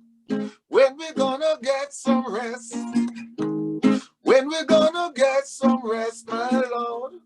Everyone rejoicing now, and everyone having fun, but Dreddy ain't having none. He know what next to come. Ooh, what about the cabin to rebuild? It's gonna take a lot of energy. It's gonna take a lot of sweat. And if you think it's jokes, think of that. I don't say you must fret to death. No. Yeah, man. What Yes. a birthday treat we are getting right here on this show. I tell you, man. Yes. Where you say Sharon? Where you say Sharon? Say something. I'm saying. I had a question for you, though. I did have a question. So, wait, did we even finish talking about how the trio got back? How you all three of you got together? You know. Okay. Yes. The third person, I think now. Yes. You mean the original meditation? Original meditation. Danny come from jungle. Mm. And I was living in Majestic Garden at the time, which they call him back to. Mm. Well, Winston Watson, now, he was just across the road from where I am, called Bell Rock. Right. So Danny came to Jamaica, came to the ghetto in 73. Mm. And after, like, I was the only one have a guitar down there at the time, playing around. And then when he came, he started to show me some different parts. And then Winston Watson, a brethren, bring him to me. He was about to record a song at the time, but he never ready yet. So I met him before I met Danny. So after Danny came now, we started to do rehearsal, just jamming every day in Backto. And Winston would come around and, we jamming and jamming. So we would be singing the impression song. And we find that, we are teaching him the kind of, with impression, and very up to date with it now. But we wasn't talking about group. We're just singing together. And we'll be there today. We don't see him for the next 2 weeks time, and but me and Danny mostly close, Mm-hmm. So as I said now, is when we do like Babylon track them, Woman Pay About Longest Liver. Now we decide to put the group together, David Axon. That is when we do Running from Jamaica. Mm-hmm. And after we do Running from Jamaica now, and that first album about to come out, that's when I go to Jojo and say, Joe, I want the meditation. I want the meditation and the song Woman is Like a Shadow. Mm-hmm. So it's like the two of them came out the same time. Okay. In 1976, I think November. So one was running off of the other. The 45, it just blew away, like 40,000 copies in one month. Mm-hmm. And then the album back at it and just selling. And that's where we get our blind, people start come from all over, looking for the meditation and one meditation harmony. So I was surprised the time. I was down Chancellian when Mr. Danny come in our taxi and said, Bob Marley, I look for you. So I thought it was a joke, but I said, Bob Marley. Bob Marley, I look for me from Bob Marley have all them singers them. That when I went up to Aquarius now, we see him up there with Scratch. And you know, that's what I tell you again, it take a great producer to come out with good song. Because when Bob was there singing Black Man Redemption from 7 o'clock and all 11 o'clock the song not done. So when we do come out the studio now, we think everything over. So we go back in the engineer room now. We scratch. Look at Bob. And say, what happened? I rest you come take. Bob said, what you deal with? What can I say? It's song no don't sing. I said, no, man, I know Bob that I sing. Bob. I know Bob. You know, Scratch, you know. So Bob get mad now. And I said, wait. Scratch the song done. Scratch say, look, go outside, go take a draw and drink a little water and cool off yourself, and then you come back and sing the song. But I wonder when here where I know here. That wasn't because we are here, you know. Everything was perfect to my knowledge. Right. So when Scratch sent Bob in the studio, he said, wait, where am I here? So when Bob go back on, Bob said, all right, come. I went go on and on, Bob said, whoa, Anati Congo, a dreadlocks bingy eye. He said, Scratch panning to a pint and I go on and when Bob comes, a Black Man Redemption. And Scratch a pan with him out. And Bob the pan, whoa, yo, no need, and Scratch with him. So when we go back inside now, but Scratch say, all right, Bob this and sing, you know. Say, Bob, go on. So, yeah, man, you know, I always respect them, man. Great. What did you learn from that session? The techniques of the business and what it takes to put out a good music. But you see, what really happened to some of us more time? We never have the opportunity to spend the time in the studio. Right. That is what, so you watch your money because you're limited to the time. Right. And it's the engineer know if you done either mix your song or you get to write your song in the time that you booked. So in them time, you know, when we book our one session, we have to look on the time at all times. You know? Yeah. And sometimes, if you don't get it done the way you want it, you have to go back over it again. It's more spending again. Right. So a man song that come out very perfect is the man that have this pseudo time. Like sometimes when you do the song for a man, and because a theme works, you can put all him input in it. Yeah. Because it's a shadow, you know, when Shadow was selling on dub plate 2 years before it released. Oh. And Jojo said sell 2,000 and dub. $2,020 that, you know. Sell 2,000 and dub before it came out. Right? Now, it was selling and dub so long, Coxon heard about it. So Coxon sent one of them Confederate to buy a dub down there. Because Jojo was doing over Coxon song them. So Coxon now hear about this song now about no dancer. So Coxon send down they go buy a dub. And he get the musician them play back Shadow. Yeah. Oh. So at the time, in carry someone there to sing it. What the Gladiators, what the leader, the Albert. But someone never really sing it the way Cox want. I mean, go for Sugar Minot. Okay. And Sugar Minot do it. So my one came out today. Sugar Minot one came out tomorrow. And then what you mean, Joe Gibbs, his one came out with Marcia Yakins. They do it in a row, you know. Oh, they wow. did it in a row. One so after the other. Yeah. And so the business went on, you know. Wow. Yeah, so Just that is piggy just a banking part. off each other. Yeah. Yeah. Damn. So when, like, for instance, you were a big hit in the UK. Your name was all over the UK. Everybody was hearing about you. When did you realize the enormity of what was going on in the UK? How did you get to know about it?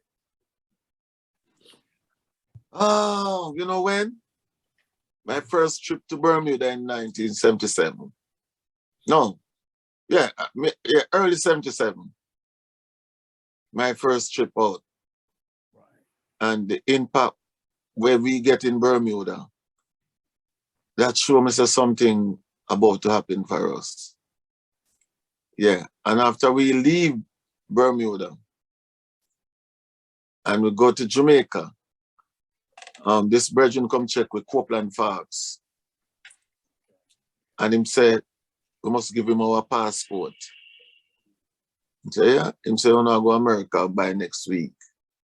I said, what? America? He said, yeah.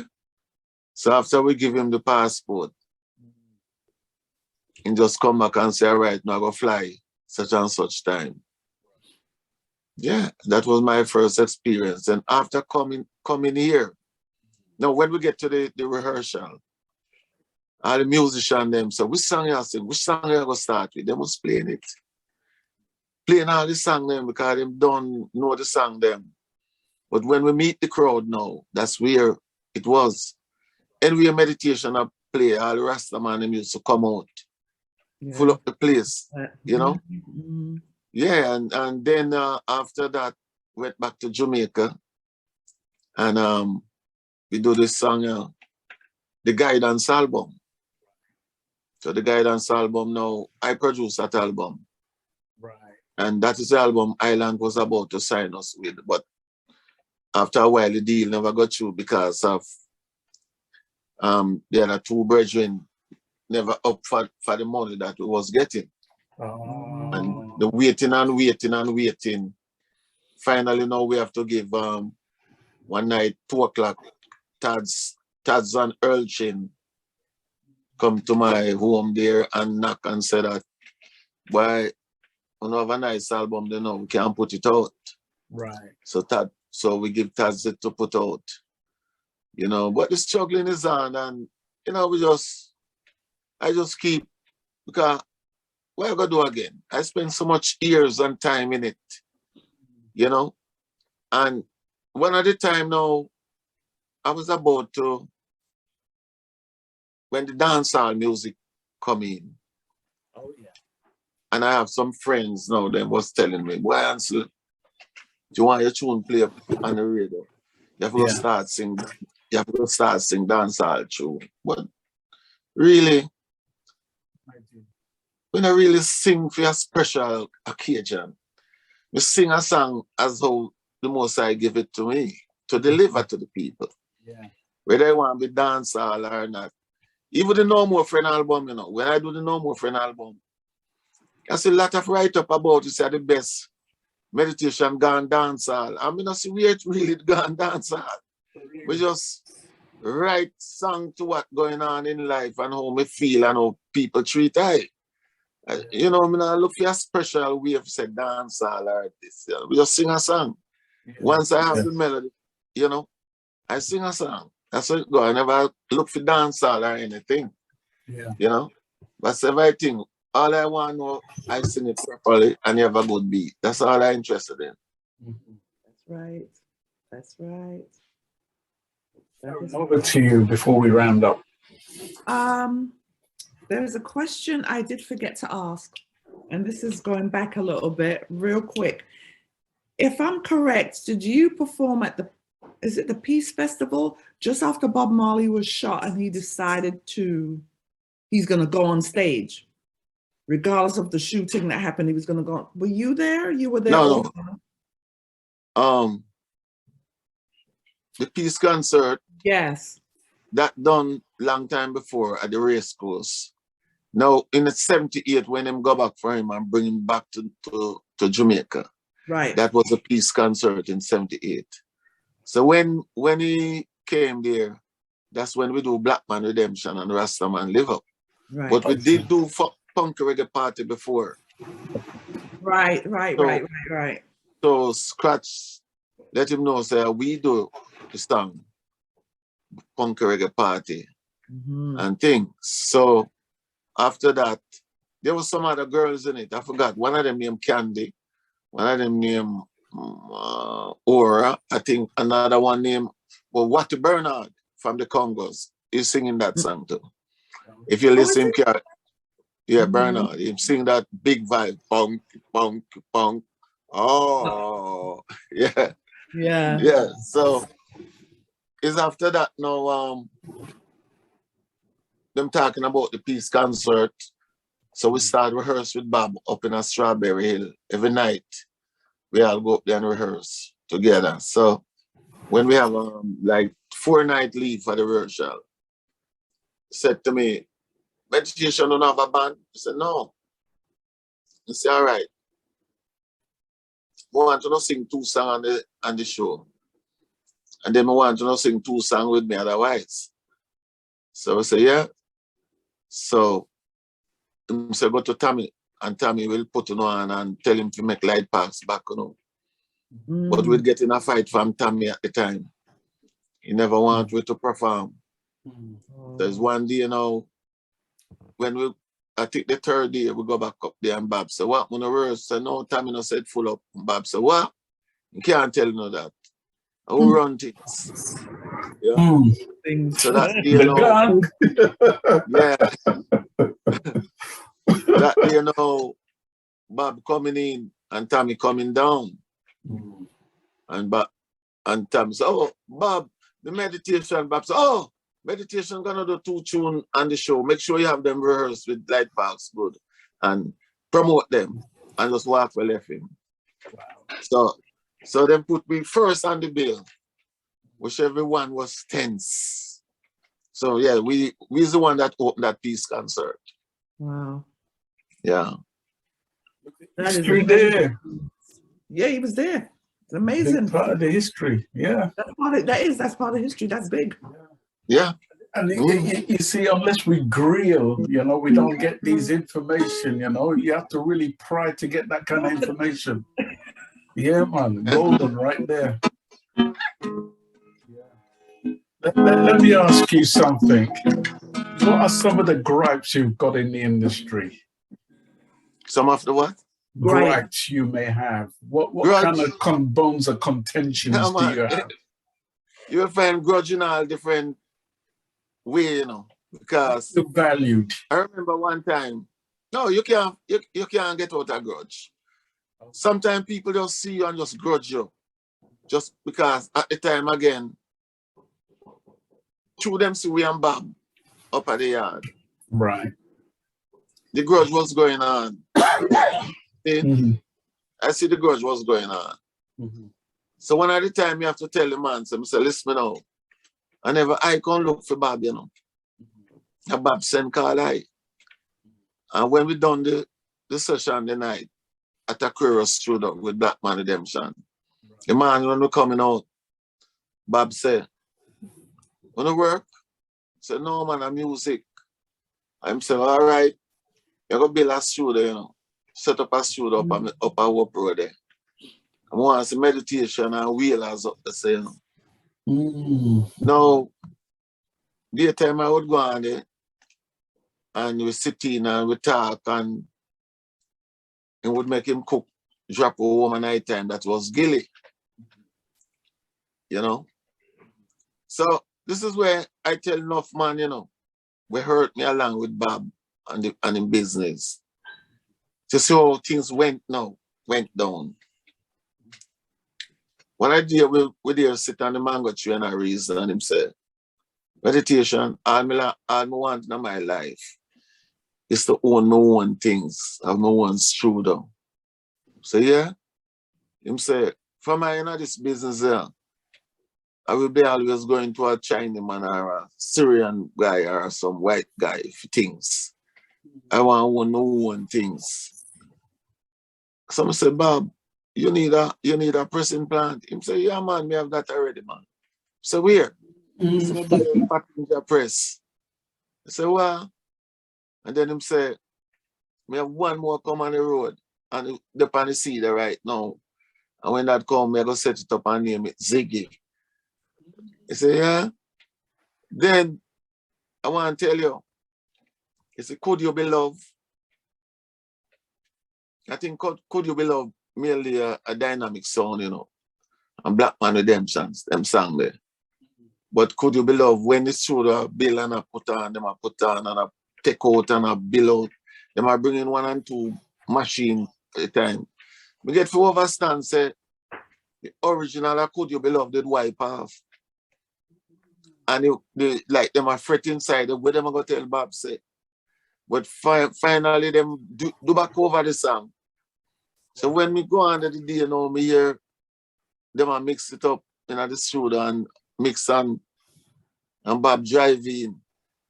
And Bob drive in now. Could You Be Loved a play? And Bob a laugh now and say, meditation on my soul. I say, great man.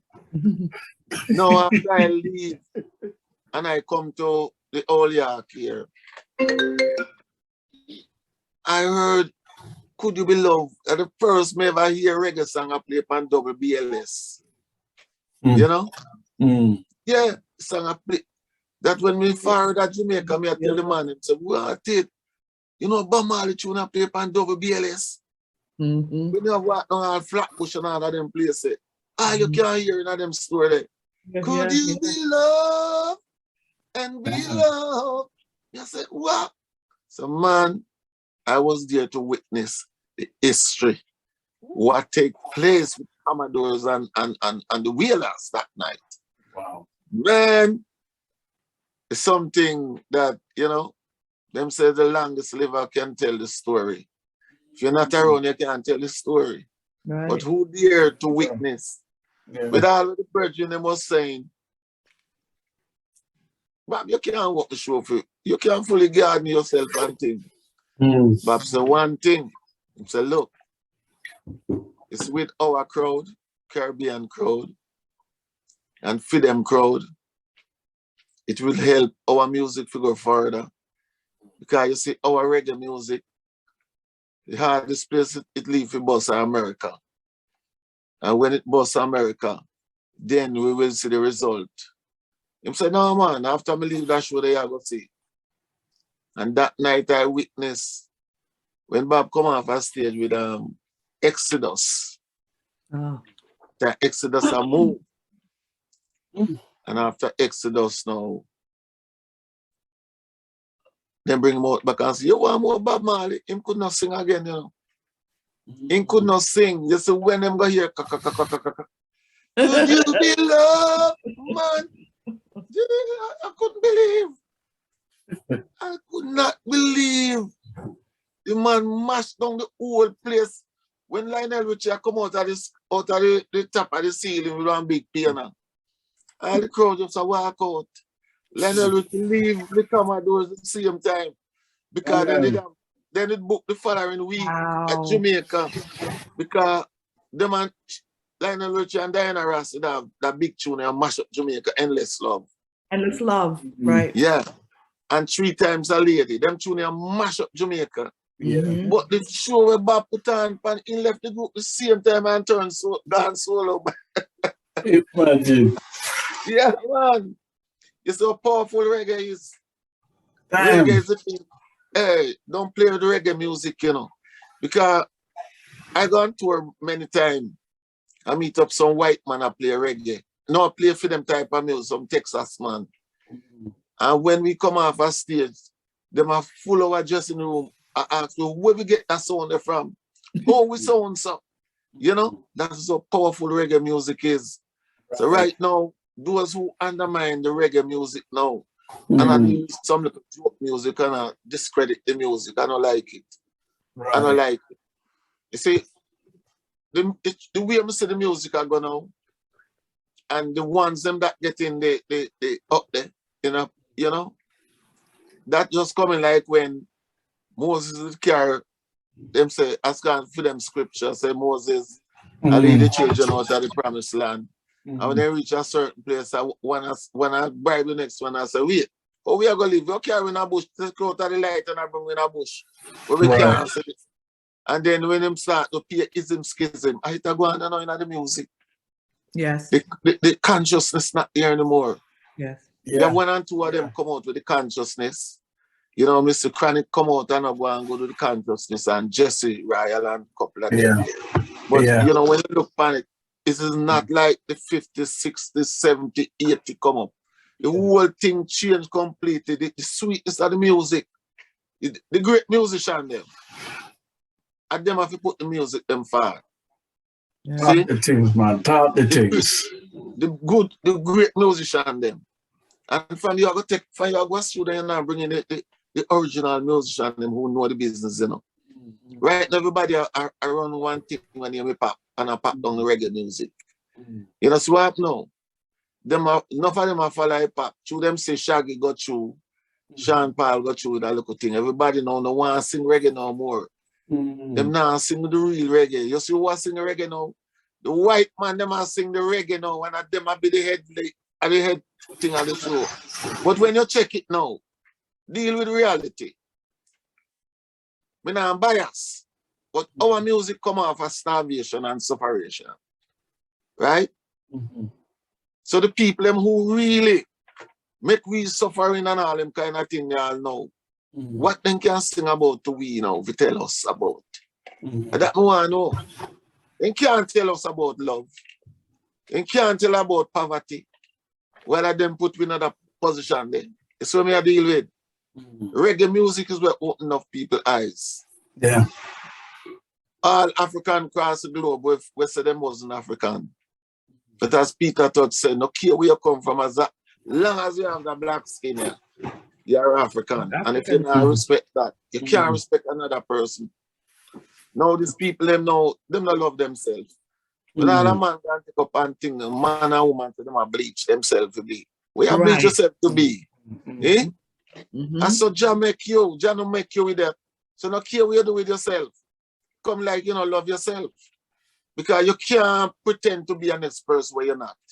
You have to be yourself, man. I just had the whole thing when we see I go on, you know, everything mixed up now.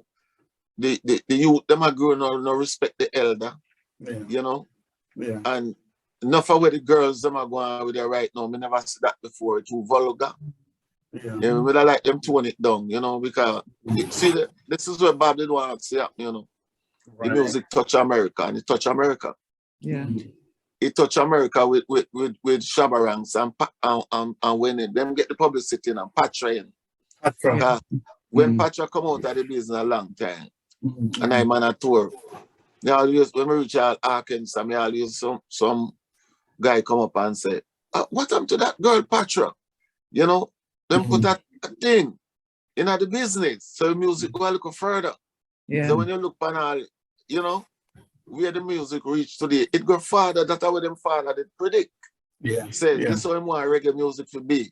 Once them start follow our crowd, you know. And one at the time I tell you, when me that Jamaican say Shabarangs and Eddie Murphy, I ride some big bike, I go like all over way, and everybody I look and I say, what a big movie star. That's how the music draw that. The last one out what day. That Bonnie last time if you pay tax, Rasta. It was Snoop Dogg. Snoop Dogg was Jamaica, go amongst Jamaica now. You see him come back and Natty. And come back and Natty Bonnie last time if you pay tax. You know. Let me show you. A Rasta music bring all them unity there. You can't put it down, man. And all them radio people, you know, who are dash with the reality music. And I play them kind of, we call it, them out order music there. You know, I want them to look into themselves, man, and not because them not see them board light up. Because that, you know, the whole thing is a hype, you know. It's a hype. Like some of the young singers there. I have to say to you, right, that the only reason why they're doing it is because there's a listening public for it, or listening community, or buying whatever for that kind of music. So it seems to be a circle of blame that could be added to wherever it should go, you know? No, all right. Let me ask you a question. If people weren't buying it, there wouldn't be that need for that kind of stuff. Yeah, that's but also part of the problem. What is the most attraction thing on earth, you think?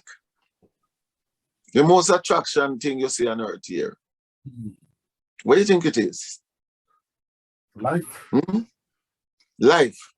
Well, life will, if you don't have life, you can't attract enough. You have your life first. Right. But the most attractive thing that attract people on earth here, you know is what? Another two things cause the trouble in the world, you know. Okay? But add one more, make it three. I will start with third. The three is politics. Okay. See? Politics start with the three. Right. The second one, it go with money. Right. The third one go with woman. Okay. See?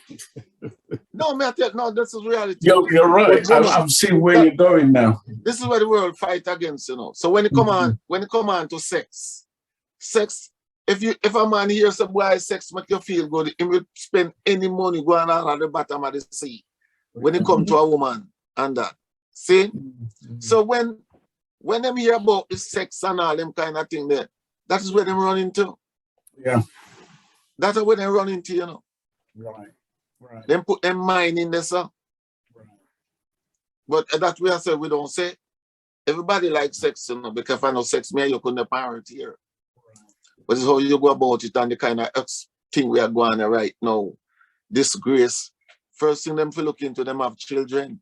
Yeah. And how them feel when them children go to school and see that? Everybody film them one movie now, you know.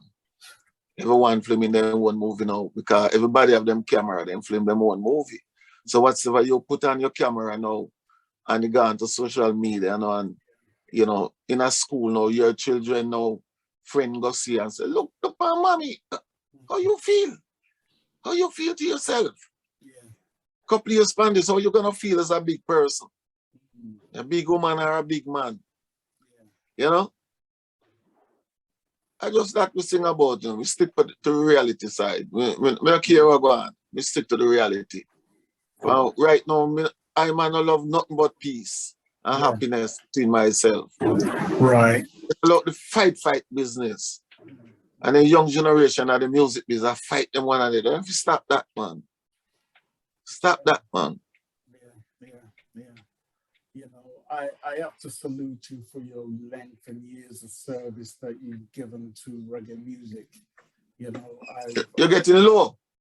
Oh, can you hear me? Now, yeah. You can hear me, okay. I have to salute you for length of service to the music, you know, and for the role you played diligently.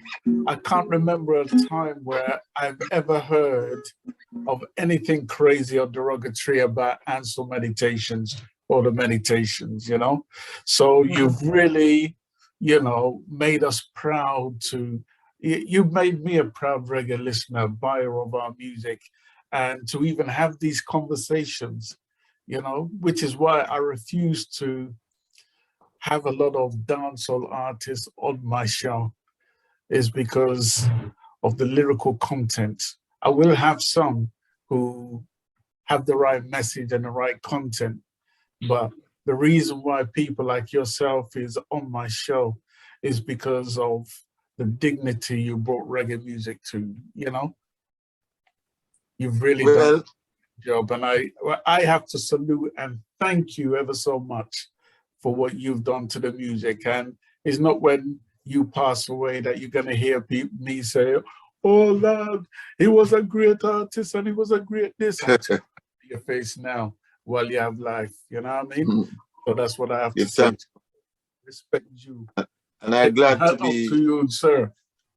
I'm glad to be here. So I'm able to do this, look around with you. Yeah. So all the meditation fans out there, remember, on all platforms, you know, they have the YouTube and what you call it, Amazon, meditation, music.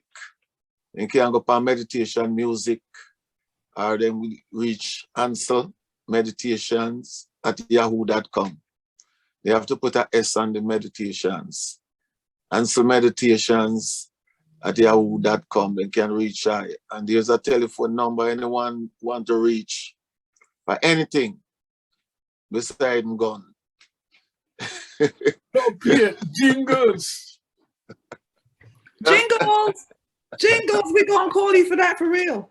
Jingles. Say that, I tell you what, before we end the show, I'm gonna bring some huge people who mean a lot to us here. Now, first and foremost, I've got to big up Keith Poppin, because Keith Poppin is the man who says, 10 star, you're gonna have Ansel Meditation on the show. Yeah, man, we're bridging that, man. We're bridging from me now. Keith Poppins, on mute, Mr. Poppins.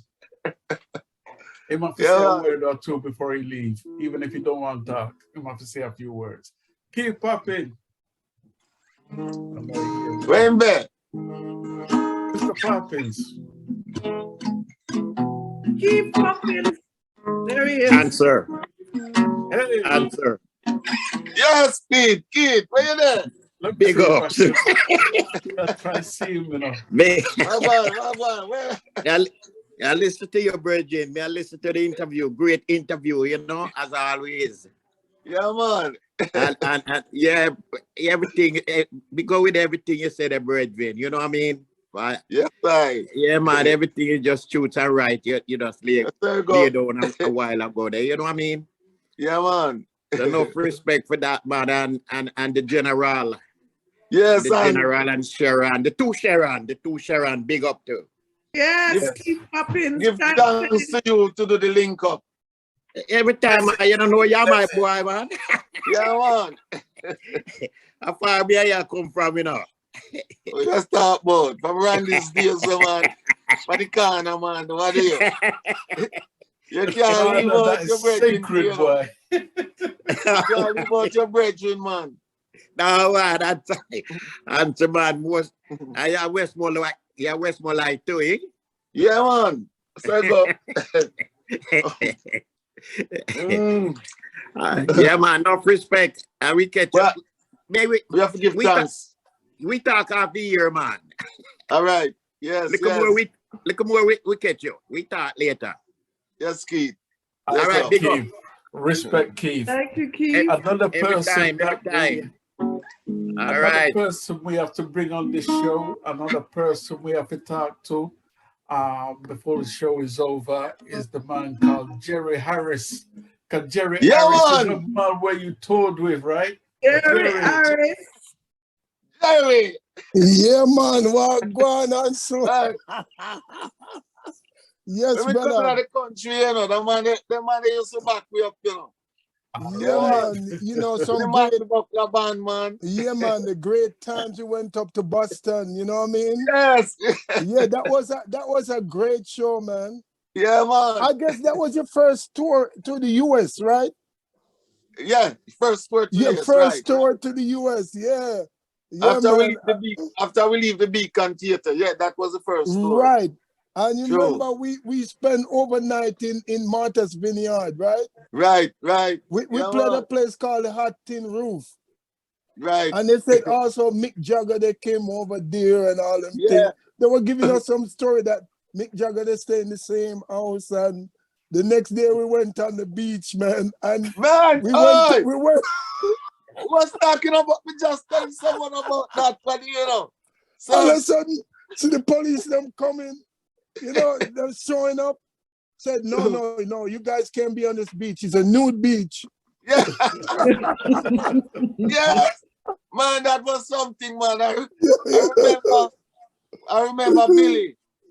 Yeah. The girl in call Billy inside of the water. Yeah. The water, the fast as it come up. I never know so the water so cool. Yeah, and then the police them said, no, if you guys, you know what the police they said, no, the beach police, if you guys not coming here to be on the nude beach, you got to leave. You know what I mean? Yeah. Yeah, man. Yeah, man. So, Ansel, as you're saying, you know, over in the business here and the time that you put in and during these times, man, it's like, say, you put in the work, but what really happened, like the way of the music shift, and the direction where the country is going. Like me say, Jamaica itself. Because you can't blame foreign. It's Jamaica the destruction happened from. Because what really happened here, the other race of people them doing the right reggae.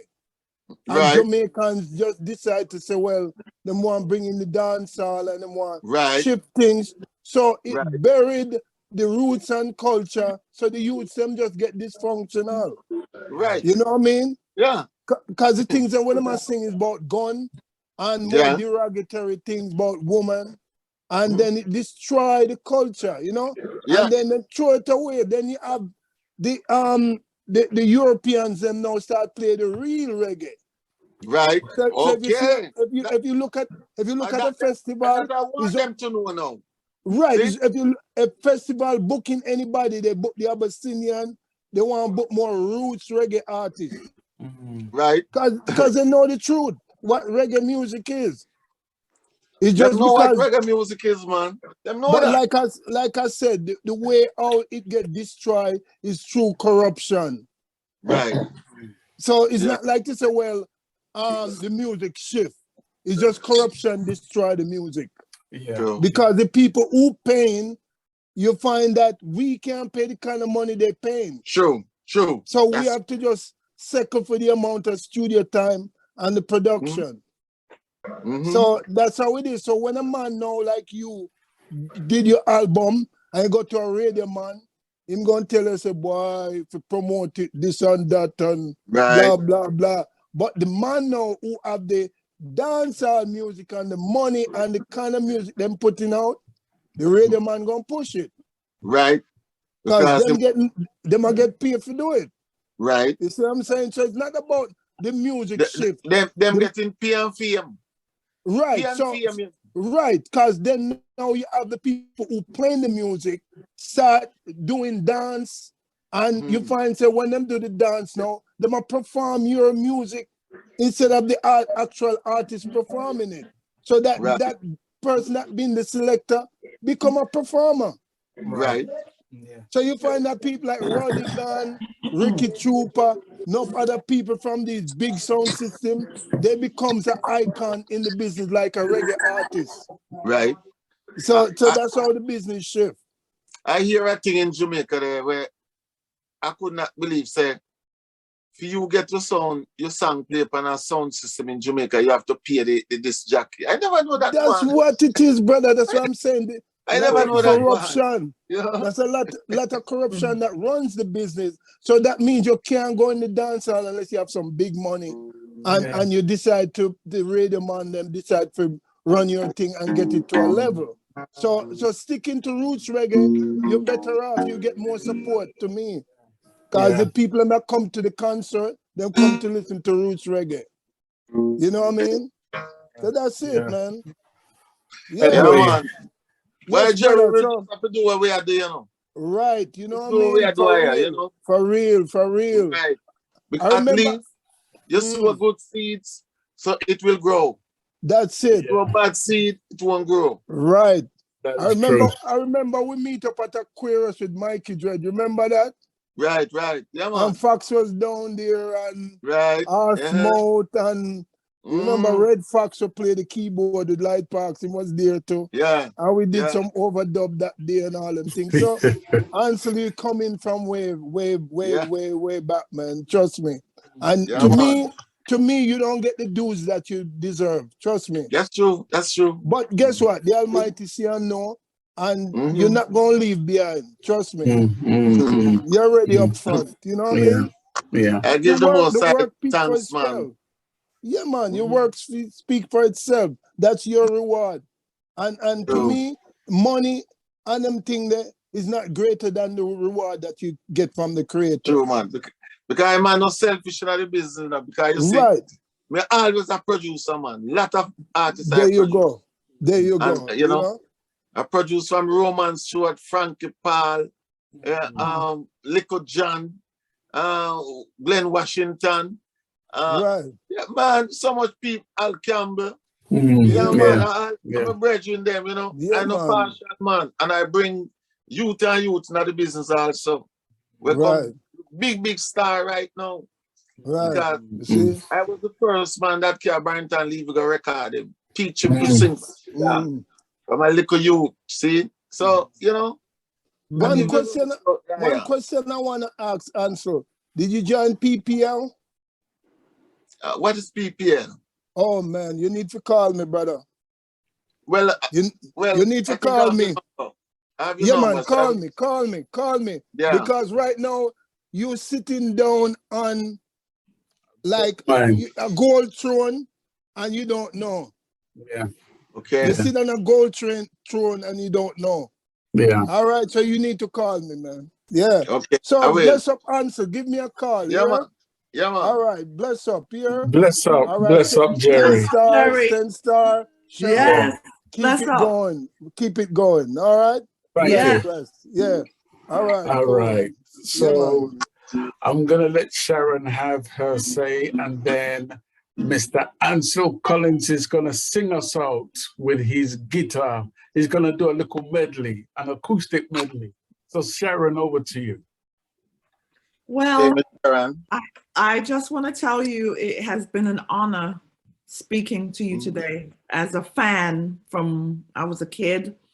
It's truly an honor. I'm so happy to see you still going, you know, and putting out good music. You look good too. Look like you're not here. Look by you look good. Right? Thank you. He looks younger than me, right? Huh? He looks younger than me. Him look younger than you for true. Him man, look on that. Get yourself together. Right. Anyway, let me not be mean.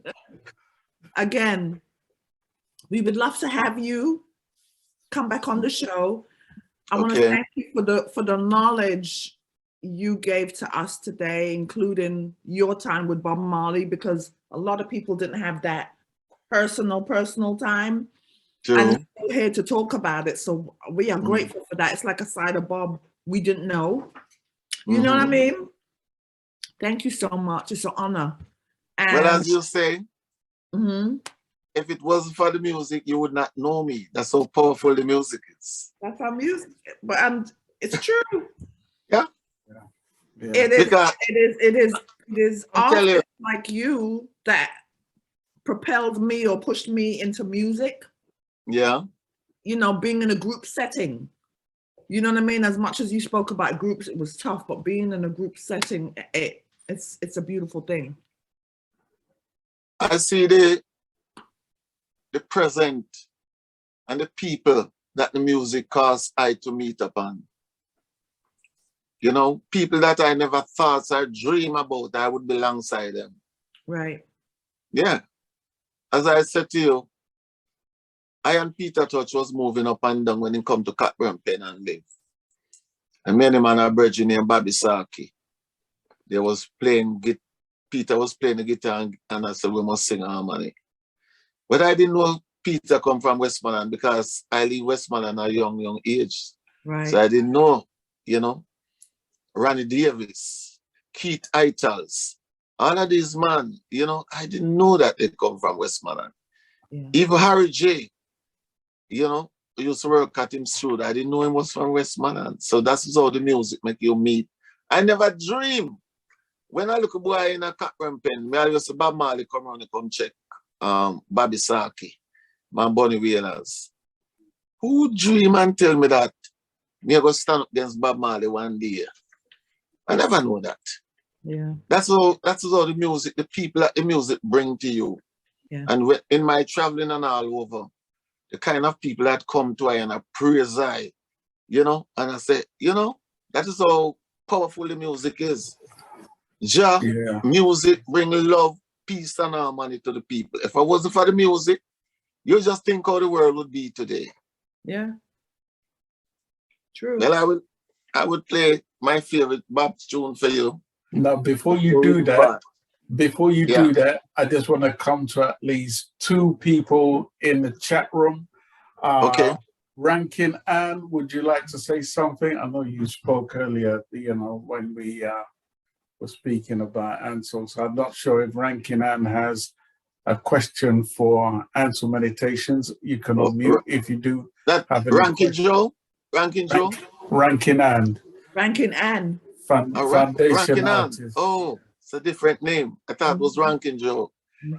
My sparring partner more time.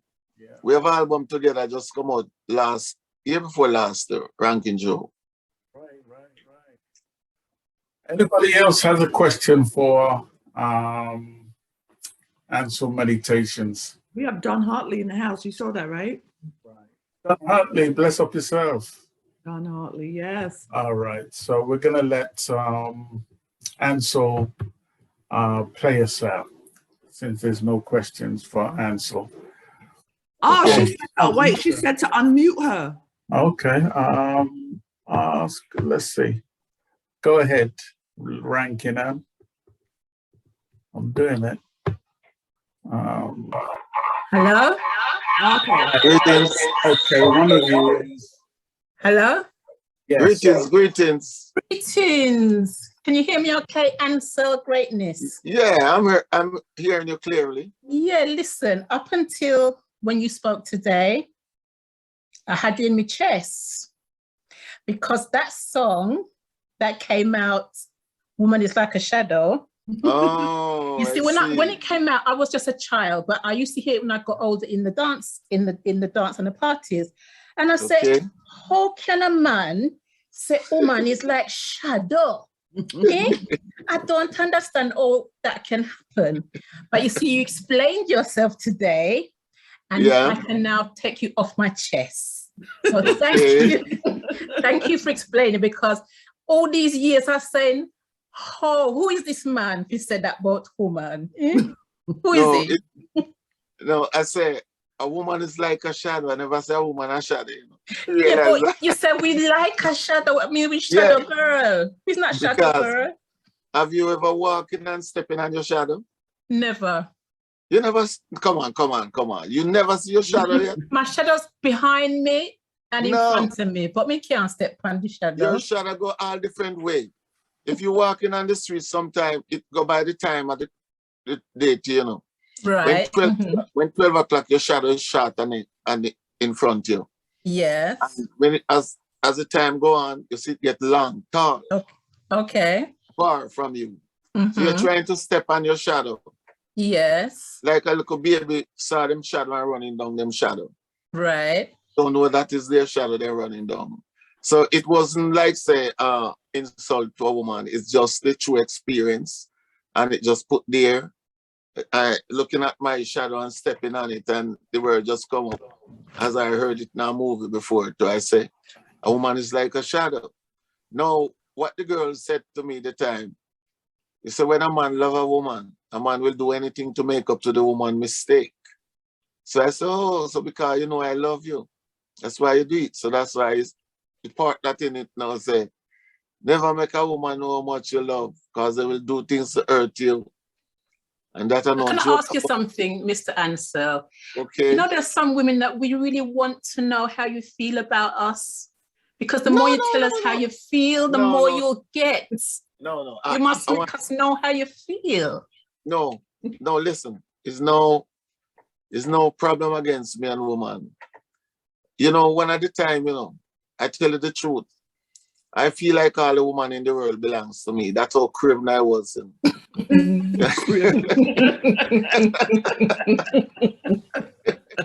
know, I couldn't control myself with woman one time. Sometimes I have to run away from woman, you know, because if I see one today and I go and see another one, the greedy thing in me, I always say, go for that one. So, when it comes on to woman is my number one, you know. They hurt you, but you can't do without them. I know. You know?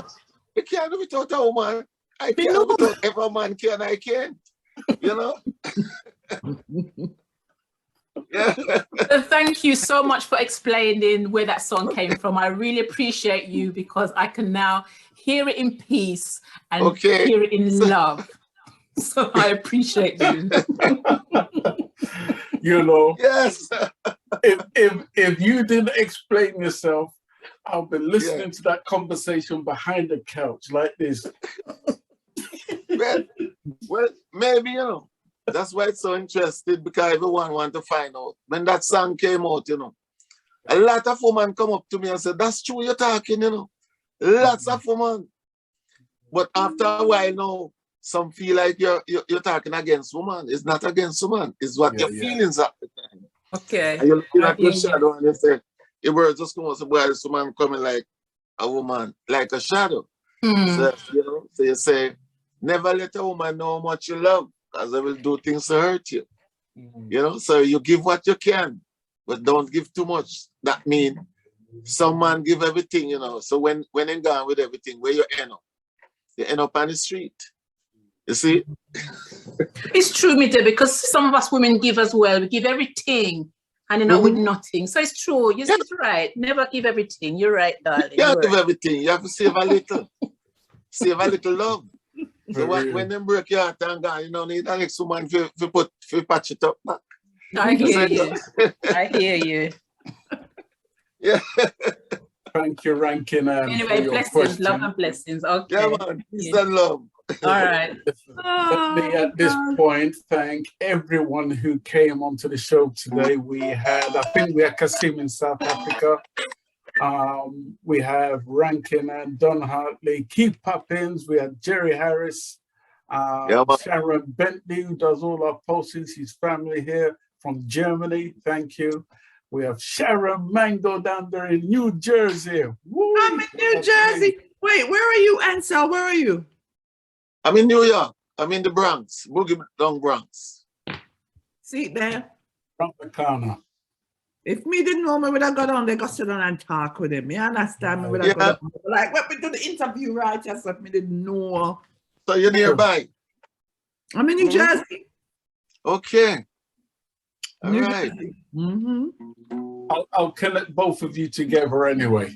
You know? Yeah, and I have a studio in my house. Anytime you want to come record, come with it. All right, that's good. Yes, I have a studio in my house. That means you must sing too. You can't have the studio and don't sing.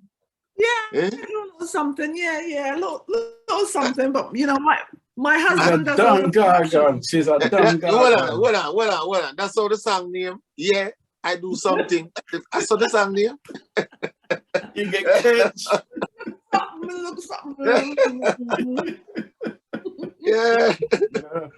Yeah, well, you are welcome anytime to come by to our house. Okay. Like I said, the studio's here. Okay, I will show up one at a time. Okay. Just keep me in mind. Oh, yeah. I will. We're gonna be in touch. You give me a call now and again, and you know. Definitely. All right. Yes. Brilliant show. Well, thank you everyone. Amazing. And most especially thank the birthday boy, Mr. Ansel Cridland Meditations. Thank you. You made our day. God bless you, sir. As I say again, bless up all my brethren across the globe. Rankin Joe, you know, General Lee, you know, again about the son Sonny. Man called Sonny Dawkins. All over the globe. Jamaica, you know, keep popping already. We keep in touch with each and everyone. Keep popping. You know, all of them across the globe now. Ansel Meditations say peace and love to each and everyone. And I'm glad to be here. This is a day old and the time before today. 1 day over my time now, Jah give me. Right. And I will end with my beloved song from the beginning of Bob. Yes.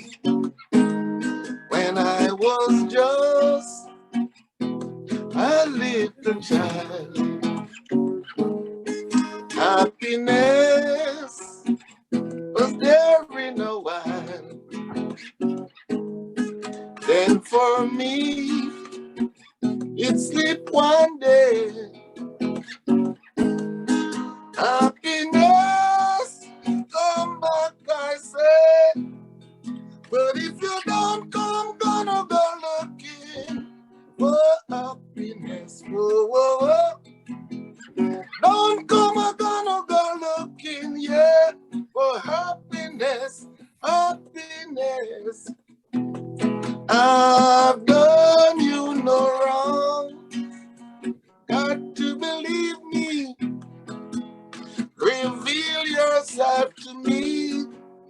I said, I'm hurted inside. I am hurted inside. Oh Lord, been together like school children. Then you hurt me just in vain. Lord, I'm your wee child. Happiness, come back, I say.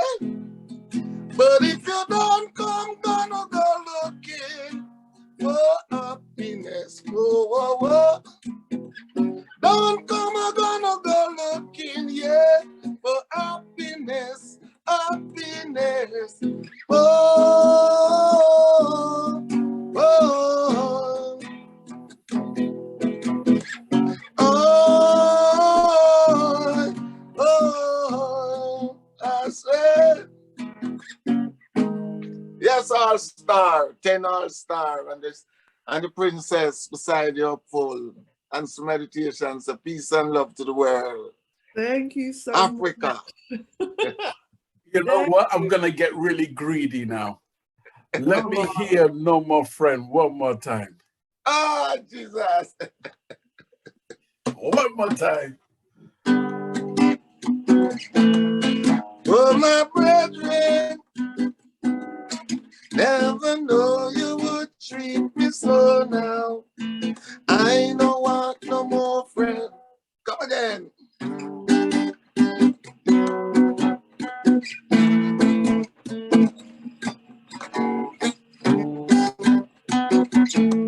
Yeah.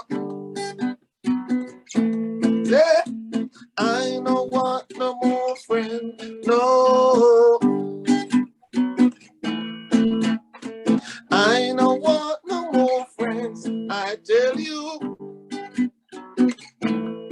Man, if you're hungry and I have it, you can get it. Oh man, I'm messing up. I'm messing up. No I'm messing up. Sir, I'm gonna God read bless for you. I'm gonna read for you. All right, all right.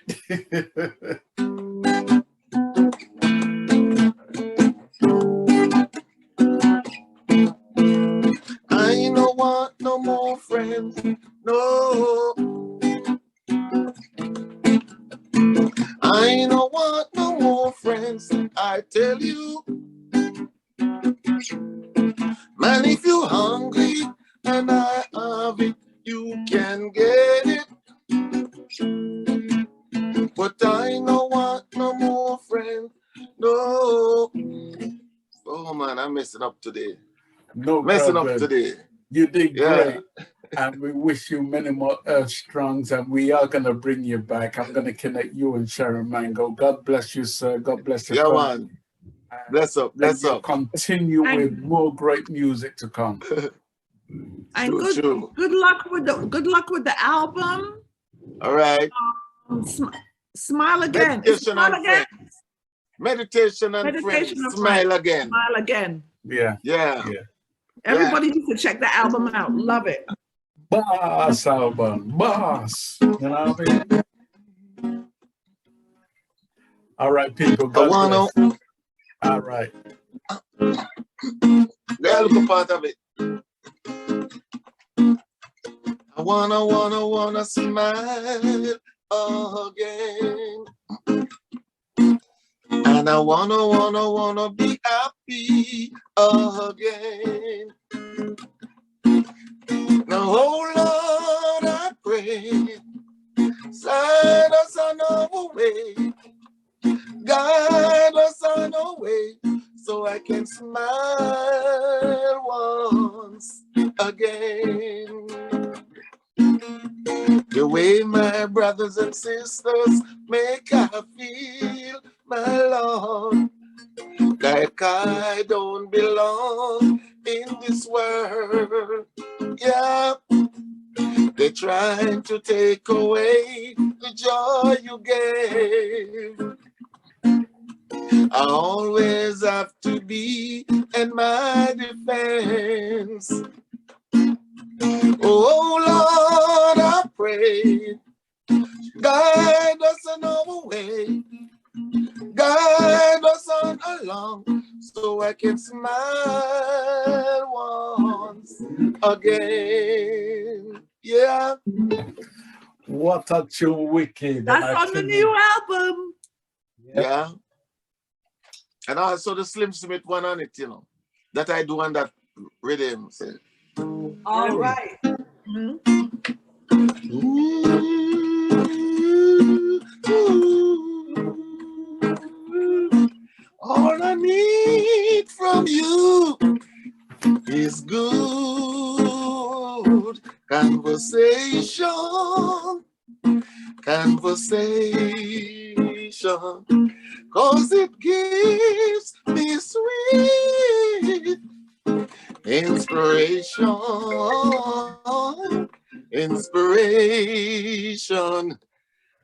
And to tell you, I never felt this way before. I know there is somewhere today. Ooh, yeah. I'll be again. I'll tell you what, sorry about that. I'll tell you what I'm gonna do. Love your brother, love your sister, love your brother. Ooh, yeah. Yeah, man. Touch it up quickly. More time, you know. Star, you see who coming in here? Did you see Daddy Lion Chandel is in now? Where is he? Right Daddy here. Lion, come on. Yeah. Daddy Lion. On mute. No, his name is Baby Lion to me, you know. Baby Lion. Baby Lion. Yeah. Well. You don't like I that name, you know. How you doing, Daddy Lion? Say that again. How are you doing, General? Doing all right. Just moved from one broadcast and coming into this one, and blessed and strong, Mad Mansell. Mansell. Before we end the show, it was his birthday yesterday, but you know, share with us a few words about Ansel before we close the show. You got 2 minutes. Go. Well, let's see, 2 minutes. Well, yeah, it's a nice vamp. Yeah, keep it going. This year marks 15 years with of myself as a meditation, and you know, it definitely come a long way, and it made many things happen. I have so many different memories, and I never thought it would have been much further than that first tour, but here we are, and you know, clearly after 15 years, you can't put me as a baby in any shape, form, or fashion. So this is where, you know, line has to be drawn in that particular regard with that whole that you know, baby lion statement, you know, that, you know, but you know, it's all love, you know. It's still keep moving the groove, and it's meditations forever, you know. So you go, you know. You see, it's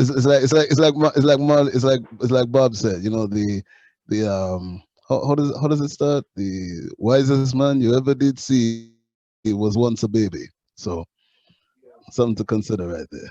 All right. All right. Well, we're gonna end the show there. Ansel, respect. On mute. Yeah. On mute. On mute, Ansel. He's on mute right now. You have to unmute yourself. Blessing love to KP, by the way. We can't hear you.